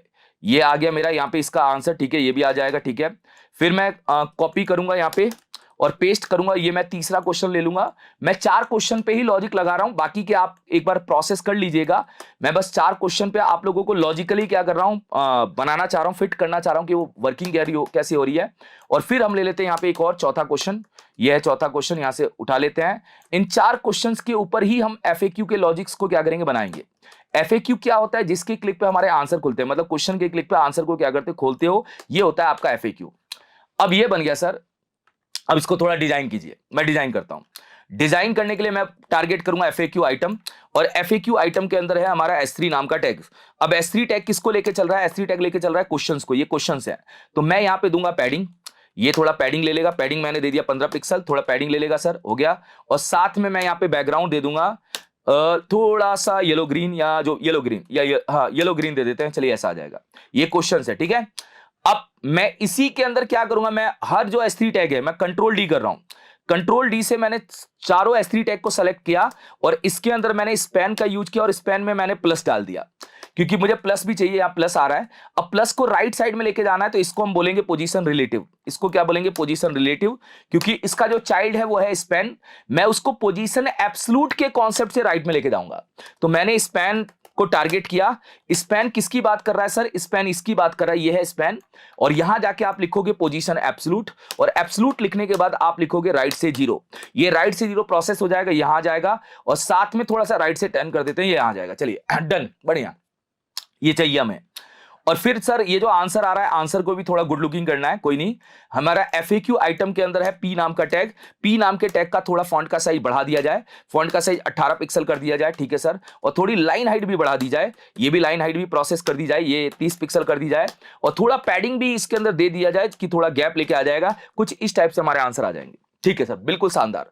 अब मुद्दा यह है कि सारे आइटम चिपके हैं, क्या हम इसके अंदर मार्जिन बॉटम दे सकते हैं? मैं FAQ आइटम्स के अंदर मार्जिन बॉटम दे रहा हूं, हर आइटम अपने बॉटम से क्या करेगा, थोड़ा मार्जिन ले लेगा और वो आपको गैप नजर आएगा। ये हमें अलग अलग क्वेश्चन नजर आ रहे हैं। तो ये हमने बनाया डिजाइन। देखिए डिजाइन को बनाने के लिए CSS की प्रॉपर्टी पता होनी चाहिए, बाकी सारा खेल हमारा किसका है, जावास्क्रिप्ट खेलेगा, मगर CSS की प्रॉपर्टी नहीं पता होगी तो आप फंस जाओगे। अब मुद्दे की बात यह है कि ये जो पैराग्राफ है ये पहले से हाइड होना चाहिए। ओके सर, हाइड करने के लिए क्या करेंगे बताइए, P टैग में डिस्प्ले नन लगा दिया जाए, P टैग में डिस्प्ले नन लगा दी जाए, हाइड हो गया। और हमें इसके क्लिक के ऊपर खोलना है, तो सारी कहानी अब जावास्क्रिप्ट स्टार्ट करेगा। मतलब जावास्क्रिप्ट का काम है भैया, जिस क्वेश्चन पे क्लिक करोगे उसका आंसर खुलना चाहिए, वो काम करेगा जावास्क्रिप्ट। तो डिस्प्ले नन का यूज किया, वो हमारा बंद हो गया। मैं यहां पे एक क्लास बना रहा हूं, शो आंसर, किस नाम से, शो आंसर, और इसको मैंने बोला डिस्प्ले ब्लॉक। अगर ये क्लास में अगर पैराग्राफ के अंदर ऐड कर दूं तो ये खुल जाएगा क्या? खुला तो नहीं सर। एक्चुअल में क्या होता है, प्रायोरिटी होती है कि जो हमारा सूडो सेलेक्टर होता है उसकी प्रायोरिटी ज्यादा होती है क्लास से। तो आपको यहां पे एक इंपॉर्टेंट नाम का कीवर्ड लगाएंगे तो ये यहां पे खुल जाएगा, खुल गया सर। अगर ये क्लास में यहां से हटा दूंगा तो ये बंद हो जाएगा ये। तो हमने जो क्लास बनाई है, इस क्लास का यूज करके ही हमें क्या करना है, खोलना है और बंद करना है। मुद्दे की बात है कि ऑन क्लिक कैसे लगेगा, ऑन क्लिक को हम कैसे लगाएंगे, मतलब मैं ये कह रहा हूं कि हम इसके ऊपर ऑन क्लिक कैसे लगाएंगे, वो मुद्दे की बात है। और इसको हम कर्सर पॉइंटर भी कर देते हैं, हम इसको क्या करते हैं, कर्सर पॉइंटर भी कर देते हैं। कर्सर पॉइंटर कर दिया, कर्सर पॉइंटर से ऐसा लगेगा ये क्वेश्चन क्लिक होने वाला है, ठीक है। चलिए देखो, एक्चुअल में मैं क्या करूंगा, मैं चारों क्वेश्चन को एक साथ में उठाऊंगा। अगर मुझे चारों क्वेश्चन को एक साथ में उठाना है तो हमारा जो भैया सेलेक्टर का मेथड काम आएगा वो क्वेरी सेलेक्टर ऑल। मैं यहां पे ऑल क्वेश्चन करके बना रहा हूं। ओके सर, ऑल क्वेश्चन हमने यहां लिखना है document dot query selector all, और क्वेरी सेलेक्टर ऑल में डालना है FAQ आइटम का S3। हमने FAQ आइटम का क्या किया, S3 टैग डाल दिया, FAQ आइटम्स का S3 टैग यहां पे क्या किया, डाल दिया। अब इससे क्या होगा, क्वेरी सेलेक्टर ऑल क्या करेगा, सबको नोड लिस्ट बना के दे देगा। मतलब जितने भी हमारे क्वेश्चंस हैं वो सारे क्वेश्चंस आप लोगों के नोड लिस्ट में कन्वर्ट हो जाएंगे। देखिएगा सर, राइट क्लिक करिए, इंस्पेक्ट करिए, कंसोल में जाइए, आ गया सर चारों क्वेश्चन। ये पहला क्वेश्चन है, देखिए ऊपर बता रहा है, ये पहला है, ये दूसरा है, ये तीसरा, चौथा। अब मुझे कैसे यार पता चलेगा मुझे क्लिक कैसे करना है, तो मैं इसके ऊपर लगाऊंगा for each loop. For each loop का काम होगा भैया आपकी हेडिंग और आपके इंडेक्स को अलग कर देना। तो मैंने इसके ऊपर लगाया for each loop. For each loop के अंदर मैंने लिया एक कॉल बैक फंक्शन। अब कॉल बैक फंक्शन में मैं पहले पैरामीटर में लिखूंगा कि ये देखो, फॉर ईच लूप के अंदर 2 पैरामीटर होते हैं। पहले पैरामीटर में ये आपको हेडिंग प्रोसेस करेगा, ये डालेगा, मतलब यहां पे आएगी हमारी आइटम्स बोल सकते हैं, आइटम बोल सकते हैं, और यहां पे बोल सकते हैं आप इंडेक्स। आइटम में क्या आने वाला है, कंसोल डॉट लॉग करके देखिए, आइटम आपको क्या रिटर्न करेगा, आइटम आपको सारी हेडिंग रिटर्न कर देगा। आइटम हमें क्या करेगा, सारी हेडिंग रिटर्न कर देगा, ठीक है। और इंडेक्स में क्या रिटर्न करेगा, 0 1 2 3 ये रिटर्न कर देगा, ठीक है सर। ओके, ये भी हो गया, ओके, एकदम सही है। अब फायदा इससे क्या है मैं बताता हूं। आप आइटम के ऊपर ऐड इवेंट लिस्टनर लगाओ। अगर आपने आइटम के ऊपर ऐड इवेंट लिस्टनर लगाया तो ये चारों के ऊपर लग जाएगा, मतलब चारों क्वेश्चन के ऊपर आपका क्लिक लग जाएगा, मतलब चारों क्वेश्चन के ऊपर आपका ऐड इवेंट लिस्टनर क्या करेगा, काम करेगा सर, 100% करेगा। मैं गारंटेड कर रहा हूं कि चारों क्वेश्चन के ऊपर ये आपका ऐड इवेंट लिस्नर काम करेगा। मगर इसका फायदा क्या है ये बताइए सर। मैं फायदा बताता हूं। इसका फायदा ये है, आप समझना, इसका फायदा बताता हूं। इसका फायदा ये है भाई कि जब आप क्लिक करोगे तो क्लिक करते समय इसका ऐड इवेंट लिस्नर आपके सामने कॉल होगा। मतलब जब आप क्लिक करोगे तो क्लिक करते समय अगर आप पहले आइटम पे हो तो पहले आइटम का ऐड इवेंट लिस्नर कॉल होगा और उसकी हेडिंग और उसका इंडेक्स दे देगा। Okay sir. अगर मैं इस आइटम पे क्लिक करूंगा तो इसकी हेडिंग और इसका इंडेक्स रिटर्न कर देगा, क्योंकि मैंने ये कंसोल कराया है। बहुत सिंपल है। तो आइटम में हमें क्या मिल रहा है सर? आइटम में आपको वो मिल रहा है जिस पे आपने क्लिक किया है। मतलब जिस पे आपने क्लिक किया वो आइटम आपको मिल रहा है। मतलब आप ये कहना चाह रहे हो कि अगर मैंने इस पे क्लिक किया यही हेडिंग मिल रही है। अब इस हेडिंग का अगर आप देखेंगे, इस हेडिंग का जो भैया नेक्स्ट प्रीवियस एलिमेंट सिबलिंग है वो क्या है? पैराग्राफ है। मतलब इस हेडिंग जिस पे आपने क्लिक किया है, जो क्लिक किया है वो तो यहां मिल रहा है। अब आप यहां लिखोगे आइटम, आपका ना आइटम आपका नेक्स्ट एलिमेंट सिबलिंग। अब नेक्स्ट एलिमेंट सिबलिंग का मतलब क्या है सर? देखो फॉर ईच के अंदर मैंने लूप चला के हर आइटम के ऊपर क्लिक किया। अब जब आप क्लिक करते हो तो वो पर्टिकुलर अपने आइटम को समझता है। होवर का रूल क्या होता है? मैंने अगर पहले बॉक्स पे होवर दिया तो उसका होवर कॉल होगा। तो यहां भी क्लिक का रूल क्या होगा? अगर आपने पहली हेडिंग पे क्लिक किया तो उसका क्लिक कॉल होगा, और जब उसका क्लिक कॉल होगा तो वही आइटम आपको अंदर मिलेगा, उसी का इंडेक्स नंबर भी आपको क्या होगा? अंदर मिलेगा। तो item dot next element sibling का मतलब है कि भैया मैंने अगर इस क्वेश्चन पे क्लिक किया है तो इसका नेक्स्ट एलिमेंट सिबलिंग है पैराग्राफ। ठीक है। और क्लास लिस्ट का यूज करना है सर, और क्लास लिस्ट का यूज करके टोगल कर देना है। टोगल किसको कर देना है भैया? टोगल वो क्लास अभी हमने बनाई थी। कौन सी क्लास बनाई थी हमने? ये वाली क्लास बनाई थी, सो आंसर। तो ये सो आंसर को हम यहां पे क्या करेंगे? टोगल कर देंगे। अब इसका फायदा क्या है? जिस पे आप क्लिक करोगे उसका आंसर उसका नेक्स्ट एलिमेंट सिबलिंग है, उसका आंसर वो उसको उस पे ये क्लास क्या करेगा? ऐड कर देगा। जैसे ही ये क्लास उस पे ऐड करेगा ये खुल जाएगा। देखो खुल गया सर। दोबारा क्लिक करोगे बंद हो जाएगा। क्लिक किया खुल गया, बंद हो गया, क्लिक किया बंद खुल गया, बंद हो गया, क्लिक किया खुल गया, क्लिक किया खुल गया, क्लिक किया खुल गया। अब मैंने इस पे क्लिक किया बंद हो गया, क्योंकि भाई जिस पे क्लिक कर रहे हो उसका एक्शन परफॉर्म हो रहा है, उसका एड इवेंट लिस्नर आपके सामने फायर हो रहा है। मगर कहानी में सर आपने क्लिक करके खोलना और बंद करना तो कर दिया, मगर यहां पे प्लस की जगह माइनस भी आना चाहिए। वो कैसे करेंगे आप? मतलब मैं चाहता हूं कि यहां पे प्लस की जगह क्या आना चाहिए? माइनस आना चाहिए। वो काम हम कैसे करेंगे? वो लॉजिक हम इसमें कैसे प्रोसेस करेंगे? देखिए प्लस की जगह माइनस आने का काम भी हमें करना है, वो इसी आइटम में से करना है। ये आइटम आप देखो, ये जो आइटम है, ये आइटम आपको वो हेडिंग दे रहा है जिस पे आप काम कर रहे हो। ये आइटम हमें क्या कर रहा है? वो हेडिंग दे रहा है। हाँ सर दे रहा है। जैसे जिस पे आप क्लिक कर रहे हो वो हेडिंग हमें दे रहा है। ये आइटम जिस पे हम क्लिक कर रहे हैं वो हेडिंग दे रहा है सर। अब इसी का लास्ट एलिमेंट सिबलिंग क्या है? नहीं, इसी का लास्ट एलिमेंट चिल्ड्रन कौन है? स्पैन है सर। तो item dot last element child, sorry, ये हमें क्या निकाल के देगा? ये स्पैन निकाल के देगा सर। स्पैन निकाल के दिया। मैंने एक इफ कंडीशन लगाया, इफ अगर इसके लास्ट एलिमेंट चाइल्ड के इनर एस्टिमल के अंदर अगर हमारा प्लस का सिंबल पड़ा है, तो प्लस का सिंबल पड़ा है तो इसका मतलब है आप चाहते हैं कि इस आइटम जो कि लास्ट एलिमेंट चाइल्ड के इनर एस्टिमल के अंदर माइनस आ जाए। आप ये चाहते हैं कि आपका माइनस आ जाए, मतलब आप चाहते हैं कि प्लस है तो प्लस की जगह माइनस आ जाए। और जब आप दोबारा क्लिक करें तो दोबारा क्लिक करेंगे वापस से इसके अंदर क्या आना चाहिए? प्लस आना चाहिए। तो ये जो इफ एल्स का लॉजिक है ये बता रहा है कि पहली बार जब आप क्लिक करोगे तो प्लस का सिंबल है वहां माइनस डाल देना और आंसर खोल देना। जब आप दोबारा क्लिक करोगे वापस से प्लस का सिंबल डाल देना और आंसर बंद कर देना। इससे यह होगा कि मैंने चेक किया अगर प्लस है तो यहां माइनस आ जाएगा सर, और दोबारा क्लिक करोगे वापस से प्लस आ जाएगा। ये प्लस के क्लिक पे माइनस और प्लस, ये बन गया सर। ठीक है, मगर एक इसमें टास्क अभी भी क्या है? पेंडिंग है। वो टास्क क्या पेंडिंग है मैं बता देता हूं। वो टास्क पेंडिंग है, वो करना है अभी कि मैंने इस पे क्लिक किया। मैं चाहता हूं कि ऊपर वाला बंद हो जाए भाई, मैं चाहता हूं ऊपर वाला बंद हो जाए। जिस पे मैं क्लिक करूंगा वही खोलना है, जिस पे मैं क्लिक करूंगा वही लॉजिक यहां पे क्या करना है? खोलना है। इसको ऐसे कर लेते हैं, चलो कंसोल भी खुला रहेगा। मतलब मैं जिस पे क्लिक करता हूं वही लॉजिक खोलना है। अभी ये तो चल रहा है कि जिस पे क्लिक करे वो खुल रहा है और जिस पे क्लिक करे वो बंद हो रहा है, मगर मुद्दे की बात यह है कि बाकी के हमें आंसर बंद करने हैं। जिस पे क्लिक किया है वो खुल जाए मगर बाकी के आंसर बंद हो जाए। तो वो चीज हम कैसे प्रोसेस करेंगे वो बताइए। जैसे मैंने इस पे क्लिक किया ये खुल गया, इस पे क्लिक किया ये खुल गया, मगर ऊपर वाला बंद भी तो होना चाहिए भैया, ऊपर वाला बंद भी तो करना है। तो हम यहां पे क्या करेंगे? हमें पता ही नहीं है कि आपने लास्ट क्वेश्चन कौन सा खोला है। ये जो है ये आपके करंट क्वेश्चन मैं यहां पे लिख रहा हूं, जो आपका करंट क्वेश्चन है जिस पे आप क्लिक कर रहे हैं, करंट क्वेश्चन जिस पे आप क्या कर रहे हैं, क्लिक कर रहे हैं, उसको ओपन और हाइड करने का काम कर रहा है। ओपन करना प्लस शो करना और हाइड करना, ये दो काम ये कर रहा है। मैंने करंट क्वेश्चन क्यों लिखा है मैं समझा रहा हूं। करंट क्वेश्चन इसलिए लिखा है जिस पे आप काम कर रहे हो, उसके शो और हाइड का काम ये कर रहा है सर, और उसके सिंबल बदलने का काम ये कर रहा है। ये क्या कर रहा है, ये प्लस और माइनस का काम कर रहा है, मतलब माइनस आएगा और फिर प्लस भी आ जाएगा, ये काम ये कर रहा है, ठीक है। करंट क्वेश्चन की हेडिंग में प्लस माइनस करेगा और ये करंट क्वेश्चन के आंसर को क्लिक करके आंसर को शो और हाइड करने का काम करेगा, ये कर रहा है, ठीक है। मगर जो हमारा खुला हुआ है वो बंद कैसे होगा, जैसे हमने इस पे क्लिक किया ये तो खुल गया, मैंने इस पे क्लिक किया ये खुल गया, इस पे क्लिक किया ये खुल गया, इस पे क्लिक किया ये खुल गया। मगर मैं चाहता हूं अगर मैंने इस पे क्लिक किया ये खुल जाए, बाकी तीनों बंद हो जाए, तो बाकी तीनों बंद करने की स्ट्रेटेजी क्या होगी। देखो एक्चुअल में क्या होगा, मैं यहां पे अब आपको एक और चीज नोटिस करनी है, यहां से इंडेक्स में क्या मिल रहा है, इंडेक्स में आपको मिल रहा है जिस पे आपने क्लिक किया उसका इंडेक्स नंबर। अगर सामने वाले बंदे को मैं यहां पे अलर्ट करके दिखाऊं और अलर्ट में इंडेक्स दिखाऊं, तो अगर मैं पहले क्वेश्चन पे क्लिक करूंगा तो उसका इंडेक्स नंबर क्या होगा, 0 0।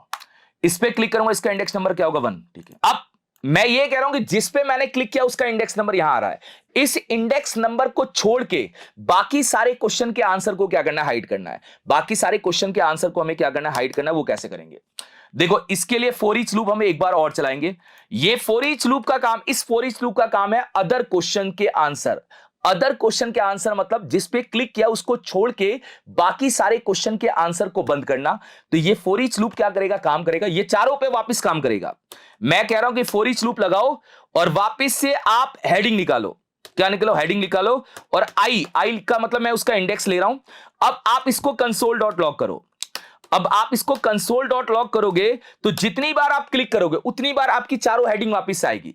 ओके सर, दिखाना, चारों हेडिंग आ रही है, ये अलर्ट हटा देता हूं। मतलब मैंने क्या किया, क्लिक के अंदर भी फॉर ईच लूप चला दिया 4 बार, मतलब आपने इसके लिए क्लिक किया ये 4 बार चल गया वापस से। अब इसमें क्या, इसमें भी क्या हो रहा है, एक आई आ रहा है और आई क्या कर रहा है, चारों का इंडेक्स नंबर लेके आ रहा है। देखो चारों का इंडेक्स नंबर आ रहा है। तो अभी आपने किस पे क्लिक किया सर, 1 इंडेक्स पे। तो 1 इंडेक्स जिस पे आपने क्लिक किया वो कहां से मिलेगा सर, ये यहां से, ये है करंट इंडेक्स। आप इसको नाम दे दीजिए सर करंट इंडेक्स, जिससे आप कंफ्यूज ना हो, करंट इंडेक्स। ओके, ये करंट इंडेक्स है जिस पे आप क्लिक करो वो इंडेक्स, और यहां पे हमारे सारे मिल रहे हैं। तो मैं यहां पे एक इफ कंडीशन लगाऊंगा, इफ जो हमारा करंट इंडेक्स है, करंट इंडेक्स जो ऊपर से आ रहा है वो नॉट इक्वल होना चाहिए हमारे आई के। इसका मतलब क्या है सर, इसका मतलब यह है कि अगर आपने भैया 0 वाले मतलब पहले वाले क्वेश्चन पे क्लिक किया है, पहले वाला क्वेश्चन कौन सा सर, ये पहले क्वेश्चन। तो अगर आपने पहले वाले क्वेश्चन पे क्लिक किया है तो पहले वाले क्वेश्चन का इंडेक्स नंबर क्या है, हमारा पहले वाले क्वेश्चन का इंडेक्स नंबर है 0। तो मैंने कंडीशन लगाई कि 0 जो है यहां पे आएगा, 0 को छोड़ के जितने भी रिजल्ट है वो दे देना। 0 को छोड़ के जितने, मतलब आप क्या कहना चाह रहे हो सर, यहां पे 1 2 3 वाले दे देना। दे दिया सर, इसने ये दिया, देखो ये तीनों दिया है। अगर हम नीचे पे क्लिक करेंगे तो क्या होगा, इसको क्लिक करके बाकी के तीनों दे देना, मतलब इसको छोड़ के ऊपर के तीनों दे देना। क्योंकि मुझे ना जिस पे क्लिक करना है उस पे तो मैंने खुलवाने का काम कर ही रखा है, बाकी तीनों को ढूंढने का काम ये कर रहा है। मतलब जिस पे क्लिक किया है उसको शो और हाइड करने का काम ये कर रहा है, बाकी तीनों क्वेश्चन को ढूंढने का काम ये कर रहा है। अब ये जो तीनों क्वेश्चंस जो हमारे पास आ रहे हैं वो हेडिंग के अंदर ही आ रहे हैं, इनका भी नेक्स्ट एलिमेंट सिबलिंग क्या होगा, इसका आंसर होगा। तो भाई नेक्स्ट, अब आप कहोगे सर इसका मतलब क्या, इसका मतलब देखो, इस कोड का मतलब बताता हूं। इस कोड का मतलब है कि भाई आपने इस पे क्लिक किया तो इस वाले क्वेश्चन को छोड़ देना, इसका नेक्स्ट एलिमेंट सिबलिंग ये हो गया सर, इसका नेक्स्ट एलिमेंट सिबलिंग ये हो गया सर, ओके, और इसका नेक्स्ट एलिमेंट सिबलिंग ये हो गया, बढ़िया। तो ये इन तीनों के आंसर में से क्लास लिस्ट का यूज करेगा और रिमूव कर देगा, और कौन सी क्लास रिमूव कर देगा, ये क्लास रिमूव कर देगा, सो आंसर। मतलब ये लॉजिक क्या कर रहा है, ये लॉजिक बता रहा है कि बाकी के जो आंसर खुले हुए थे उनको बंद करिए, और ये लॉजिक बता रहा है कि भाई आपका जो करंट क्वेश्चन का आंसर है उसको खोल दीजिए। सही है सर, आपने कर दिया एकदम। मैं देखो क्लिक करता हूं, चल रहा है, बंद हो गया, देखो ऊपर वाला बंद हो गया, ऊपर वाला बंद हो गया, ऊपर वाला। मगर दिक्कत यह है कि इन सब में माइनस आ गया, उसको भी हैंडल करेंगे। उसके लिए हमारे हेडिंग के अंदर, भाई हेडिंग ही है, हेडिंग वो है जो जिस पे क्लिक किया उसके अलावा वाली हेडिंग, मतलब उसके बाद वाले क्वेश्चंस, ठीक है, उसको छोड़ के क्वेश्चन, उसके लास्ट एलिमेंट चाइल्ड के अंदर उसके इनर एस्टिमल में आपको डायरेक्ट प्लस प्रोसेस करना है। यहां पे टोगल वोगल नहीं लगाना। यहां पे फाइनली काम है भैया, फाइनल काम क्या है मैं बताता हूं। जैसे आपने इस पे क्लिक किया, ये खुल गया। जब मैं इस पे क्लिक करूंगा तो इस लाइन का काम है, इस लाइन का काम है भैया यहां प्लस डाल देना, ओके। और इस लाइन का काम है इसके आंसर को बंद कर देना। ये लो, वहां प्लस और उसका आंसर बंद। वैसे ये जो कोड है, ये कोड तीनों जगह चल रहा है। मैं ये नहीं कह रहा हूं कि ये उसी पे चल रहा है, मगर मुझे पता ही नहीं है कि आपने लास्ट क्वेश्चन कौन सा खोला था। तो मैंने बोला कि करंट क्वेश्चन को छोड़ के जितने भी क्वेश्चन के आंसर हैं उन सबको बंद कर दो और उन सबके सिंबल में क्या करो, प्लस प्रोसेस कर दो। तो ये बन चुका है हमारा एक्कॉर्डियन का सेक्शन। थोड़ा लॉजिकल है, आप लोग एक बार रुक के चीजों को क्लिक करके समझेंगे तो आपको ये पॉइंट बहुत क्लियर समझ में आएगा और आप एक अच्छे लेवल पे इसको प्रोसेस कर पाओगे। तो ये हमने एक्कॉर्डियन यहां पे क्या किया, बनाया और बना के प्रोसेस कर दिया। अब आप इसको आसानी से क्या कर सकते हैं, डेवलप कर सकते हैं और बना सकते हैं। इतना ही था गाइस, और थोड़ा सा हम बड़े लेवल पे और लेके आएंगे चीजों को। बस मुद्दा यह है कि इसको आप बनाइए, इसको आप एक एक डेप्थ लेवल पे चीजों को सीख के बनाइए। और जहां भी आपको डाउट लगे वहां रुकिए, देखिए कि सिंटैक्स कैसे वर्क कर रहा है, लॉजिक कैसे काम कर रहा है, और फिर आप आगे की साइड प्रोसेस कर सकते हैं। Thank you so much guys.